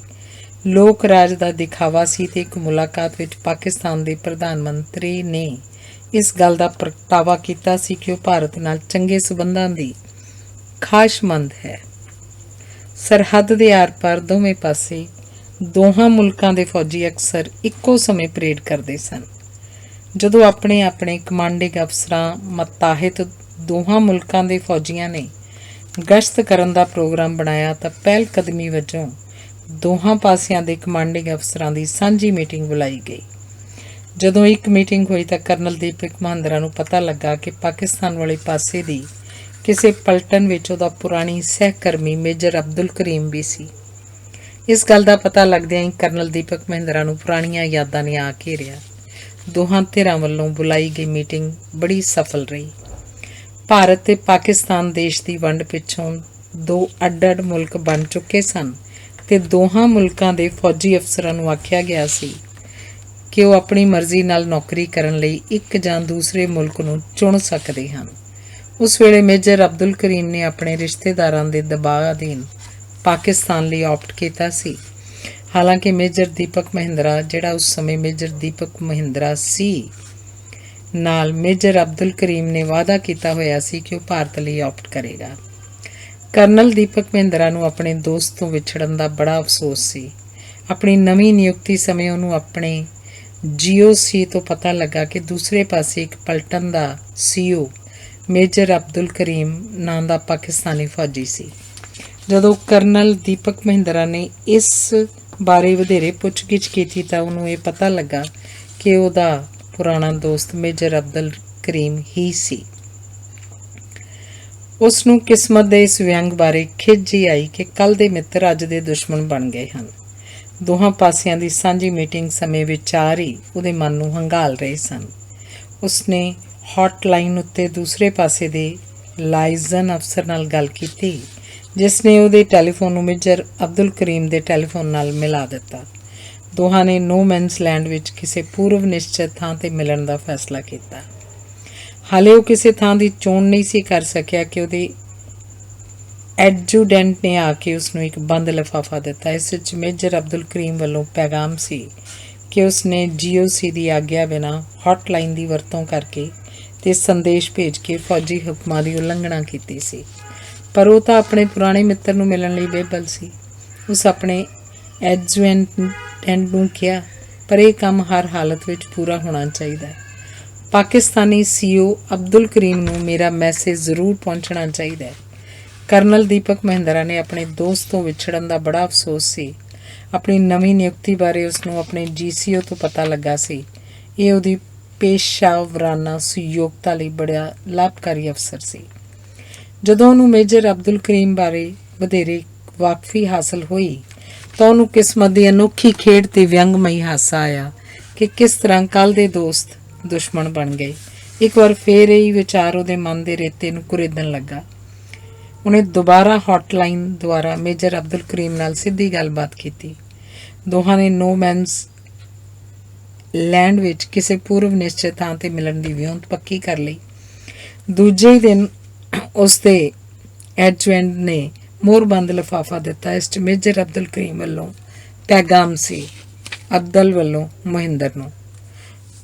ਫੌਜੀ ਨਕਸ਼ੇ ਅਨੁਸਾਰ ਭਾਰਤ ਵਾਲੇ ਪਾਸੇ ਟਿੱਲਾ ਨੰਬਰ 9 1700 ਆਵਰਜ਼ ਬਾਅਦ ਦੁਪਹਿਰ ਅੱਜ ਹੀ ਕਰਨਲ ਦੀਪਕ ਮਹਿੰਦਰਾ ਨੇ ਕਿਸੇ ਮੋਤਬਰ ਫੌਜੀ ਜਵਾਨ ਹੱਥ ਆਪਣੇ ਨਿੱਜੀ ਪੈਡ ਤੋਂ ਤੇ ਪੈਗਾਮ ਲਿਖ ਭੇਜਿਆ, ਮੈਂ ਵੇਲੇ ਸਿਰ ਭਾਰਤ ਪਾਸੇ ਟਿੱਲਾ ਨੰਬਰ 9 'ਤੇ ਮੌਜੂਦ ਹੋਵਾਂਗਾ। ਜਦੋਂ ਦੋਵੇਂ ਅਫਸਰ ਨੋ ਮੈਨਸ ਲੈਂਡ ਵਿੱਚ ਪੂਰਵ ਨਿਸ਼ਚਿਤ ਥਾਂ 'ਤੇ ਪੁੱਜੇ ਤਾਂ ਦੋਹਾਂ ਦੇ ਦਿਲਾਂ 'ਚ ਅਥਾਹ ਉਮਾ ਸੀ। ਦੋਵੇਂ ਇਸ ਗੱਲ ਤੋਂ ਲਾਪਰਵਾਹ ਸਨ ਕਿ ਸਰਹੱਦ ਦੇ ਆਰ-ਪਾਰ ਖੜ੍ਹੇ ਫੌਜੀਆਂ ਦੀਆਂ ਨਜ਼ਰਾਂ ਉਹਨਾਂ 'ਤੇ ਕੇਂਦਰਿਤ ਸਨ। ਉਹਨਾਂ ਨੂੰ ਇਸ ਗੱਲ ਦਾ ਕੋਈ ਭੈ ਨਹੀਂ ਸੀ ਕਿ ਉਹਨਾਂ ਦੀਆਂ ਮਾਨਤਾਵਾਂ ਨੂੰ ਗਲਤ ਸਮਝ ਕੇ ਦੋਹਾਂ ਧਿਰਾਂ 'ਚੋਂ ਕਿਸੇ ਫੌਜੀ ਟੋਲੀ ਦੇ ਜਵਾਨ ਉਹਨਾਂ 'ਤੇ ਗੋਲੀ ਚਲਾ ਸਕਦੇ ਹਨ ਜਾਂ ਉਹਨਾਂ ਦੇ ਉੱਪਰਲੇ ਅਫਸਰ ਉਹਨਾਂ ਨੂੰ ਅਨੁਸ਼ਾਸਨ ਭੰਗ ਕਰਨ ਦੇ ਜੁਰਮ ਲਈ ਕੋਰਟ ਮਾਰਸ਼ਲ ਕਰ ਸਕਦੇ ਹਨ। ਉਹ ਇਕੱਠੇ ਬੈਠੇ ਗੱਲਾਂ 'ਚ ਮਸਰੂਫ ਰਹੇ। ਕਦੇ ਕਦੇ ਜਦੋਂ ਗੱਲਾਂ ਕਰਦੇ ਸਿਰਾਂ ਨੂੰ ਚੁੱਕਦੇ ਤਾਂ ਉਹ ਸਰਹੱਦਾਂ ਦੇ ਆਰ ਪਾਰ ਜਾਂਦੇ, ਬੇਫਿਕਰੇ ਪੰਛੀਆਂ ਨੂੰ ਵੇਖਦੇ ਹੋਏ ਪੁਰਾਣੀਆਂ ਯਾਦਾਂ 'ਚ ਗੁੰਮ ਜਾਂਦੇ। ਆਕਾਸ਼ ਦੀ ਨੀਲਾਹਟ ਤੇ ਸਰਹੱਦਾਂ ਦੇ ਆਸ-ਪਾਸ ਵਿਸ਼ਾਲ ਥਾਂ 'ਤੇ ਪਸਰ ਰਹੀ ਹਰਿਆਵਲ ਉਹਨਾਂ ਨੂੰ ਆਪਣੀ ਆਪਣੀ ਛਾਤੀ 'ਚ ਮਚਲਦੀ ਲੱਗਦੀ। ਆਥਣ ਵੇਲੇ ਵਿਛੜਨ ਤੋਂ ਪਹਿਲਾਂ ਮੇਜਰ ਅਬਦੁਲ ਕਰੀਮ ਨੇ ਆਪਣੇ ਥੈਲੇ ਵਿੱਚੋਂ ਸ਼ੈਂਪੇਨ ਦੀ ਬੋਤਲ ਕੱਢਦਿਆਂ ਆਖਿਆ, ਜਦੋਂ ਪਿਛਲੀ ਵਾਰ ਸਰਹੱਦ ਉੱਤੇ ਡਿਊਟੀ ਤੋਂ ਛੁੱਟੀ ਉਪਰੰਤ ਮੁੜਿਆ ਸੀ ਤਾਂ ਮੇਰੀ ਬੀਵੀ ਜ਼ਰੀਨਾ ਨੇ ਮੈਨੂੰ ਆਖਿਆ ਸੀ ਕਿ ਸ਼ਾਦੀ ਦੀ ਵਰ੍ਹੇਗੰਢ 'ਚ 1 ਹਫ਼ਤਾ ਹੀ ਬਾਕੀ ਹੈ। ਉਸੇ ਬੋਤਲ ਉਸ ਮੌਕੇ ਲਈ ਸੰਭਾਲ ਕੇ ਰੱਖੀ ਹੋਈ ਸੀ। ਅੱਜ ਉਹ ਦਿਹਾੜਾ ਹੈ। ਤੇਰਾ ਪੈਗਾਮ ਵੇਲੇ ਸਿਰ ਮਿਲਣ ਕਰਕੇ ਮੈਂ ਸ਼ੈਂਪੇਨ ਦੀ ਬੋਤਲ ਨਾਲ ਲੈ ਆਇਆ ਹਾਂ। ਇਹ ਕਹਿ ਕੇ ਉਹਨੇ ਥੈਲੇ ਵਿੱਚੋਂ 2 ਗਲਾਸ ਕੱਢੇ ਤੇ ਕਰਨਲ ਦੀਪਕ ਮਹਿੰਦਰਾ ਨੂੰ ਭਰਿਆ ਹੋਇਆ ਗਲਾਸ ਫੜਾਉਂਦਿਆਂ ਆਪਣੇ ਗਲਾਸ ਵਾਲੇ ਹੱਥ ਨੂੰ ਹਵਾ ਵਿੱਚ ਉੱਪਰ ਚੁੱਕਿਆ ਤੇ ਕਰਨਲ ਦੀਪਕ ਮਹਿੰਦਰਾ ਦੇ ਉੱਪਰ ਚੁੱਕੇ ਗਲਾਸ ਨਾਲ ਆਪਣਾ ਗਲਾਸ ਟਕਰਾਇਆ। ਪਰ ਦੋਵੇਂ ਦੋਸਤ ਮੂੰਹੋਂ ਕੁਝ ਨਾ ਬੋਲੇ। ਵੰਡ ਤੋਂ ਪਹਿਲਾਂ ਜਦੋਂ ਕਦੇ ਵੀ ਖੁਸ਼ੀ ਦਾ ਕੋਈ ਅਜਿਹਾ ਮੌਕਾ ਹੁੰਦਾ ਤਾਂ ਦੋਵੇਂ ਦੋਸਤ ਬੀਅਰ ਜਾਂ ਸ਼ੈਂਪੇਨ ਨਾਲ ਭਰੇ ਹੋਏ ਜੱਗਾਂ ਜਾਂ ਗਲਾਸਾਂ ਨੂੰ ਟਕਰਾਉਂਦੇ ਕਹਿੰਦੇ ਸਨ, 17ਵੀਂ ਰਾਜਪੂਤ ਰੈਜੀਮੈਂਟ ਦੇ ਜਵਾਨਾਂ ਨੂੰ। ਦੋਹਾਂ ਨੂੰ ਪੁਰਾਣੀਆਂ ਯਾਦਾਂ ਨੇ ਘੇਰ ਲਿਆ। ਜਦੋਂ ਦੇਸ਼ ਦੀ ਵੰਡ ਉਪਰੰਤ 17ਵੀਂ ਰਾਜਪੂਤ ਰੈਜੀਮੈਂਟ ਵੰਡੀ ਗਈ ਤਾਂ ਪਾਕਿਸਤਾਨ ਵਿੱਚ ਇਸ ਦੇ ਇੱਕ ਹਿੱਸੇ ਨੂੰ ਦਿਲਾਵਰ ਰੈਜੀਮੈਂਟ ਦਾ ਨਾਂ ਦਿੱਤਾ ਗਿਆ ਤੇ ਭਾਰਤ ਵਿੱਚ ਉਹਦਾ ਪੁਰਾਣਾ ਨਾਂ ਕਾਇਮ ਰਿਹਾ। ਦੋਵੇਂ ਦੋਸਤ ਚੁੱਪ ਸਨ ਤੇ ਸ਼ੈਂਪੇਨ ਭਰੇ ਗਲਾਸ ਟਕਰਾਉਣ ਪਿੱਛੋਂ ਆਪਣੇ ਆਪਣੇ ਗਲਾਸ ਵਿੱਚੋਂ ਚੁਸਕੀਆਂ ਭਰ ਰਹੇ ਸਨ। ਦੋਹਾਂ ਦੀ ਚੁੱਪੀ 1000 ਜ਼ਬਾਨਾਂ ਨਾਲ ਪੁਕਾਰ ਕੇ ਆਖ ਰਹੀ ਸੀ ਕਿ ਦੋਸਤ ਕੌਣ ਹੈ, ਦੁਸ਼ਮਣ ਕੌਣ। ਥੋੜ੍ਹੀ ਦੇਰ ਚੁੱਪ ਰਹਿਣ ਪਿੱਛੋਂ ਦੋਵੇਂ ਇੱਕੋ ਵਾਰੀ ਉੱਠ ਬੈਠੇ। ਜਦੋਂ ਦੋਹਾਂ ਨੇ ਆਪਣੇ ਆਪਣੇ ਅੱਡੇ ਵੱਲ ਚਾਲੇ ਪਾਏ ਤਾਂ ਸੰਝ ਦੇ ਦੁਮੇਲ ਤੇ ਖਿੜੇ ਸੁਰਖ ਗੁਲਾਬ ਮੁਸਕਰਾ ਰਹੇ ਸਨ। ਧੰਨਵਾਦ।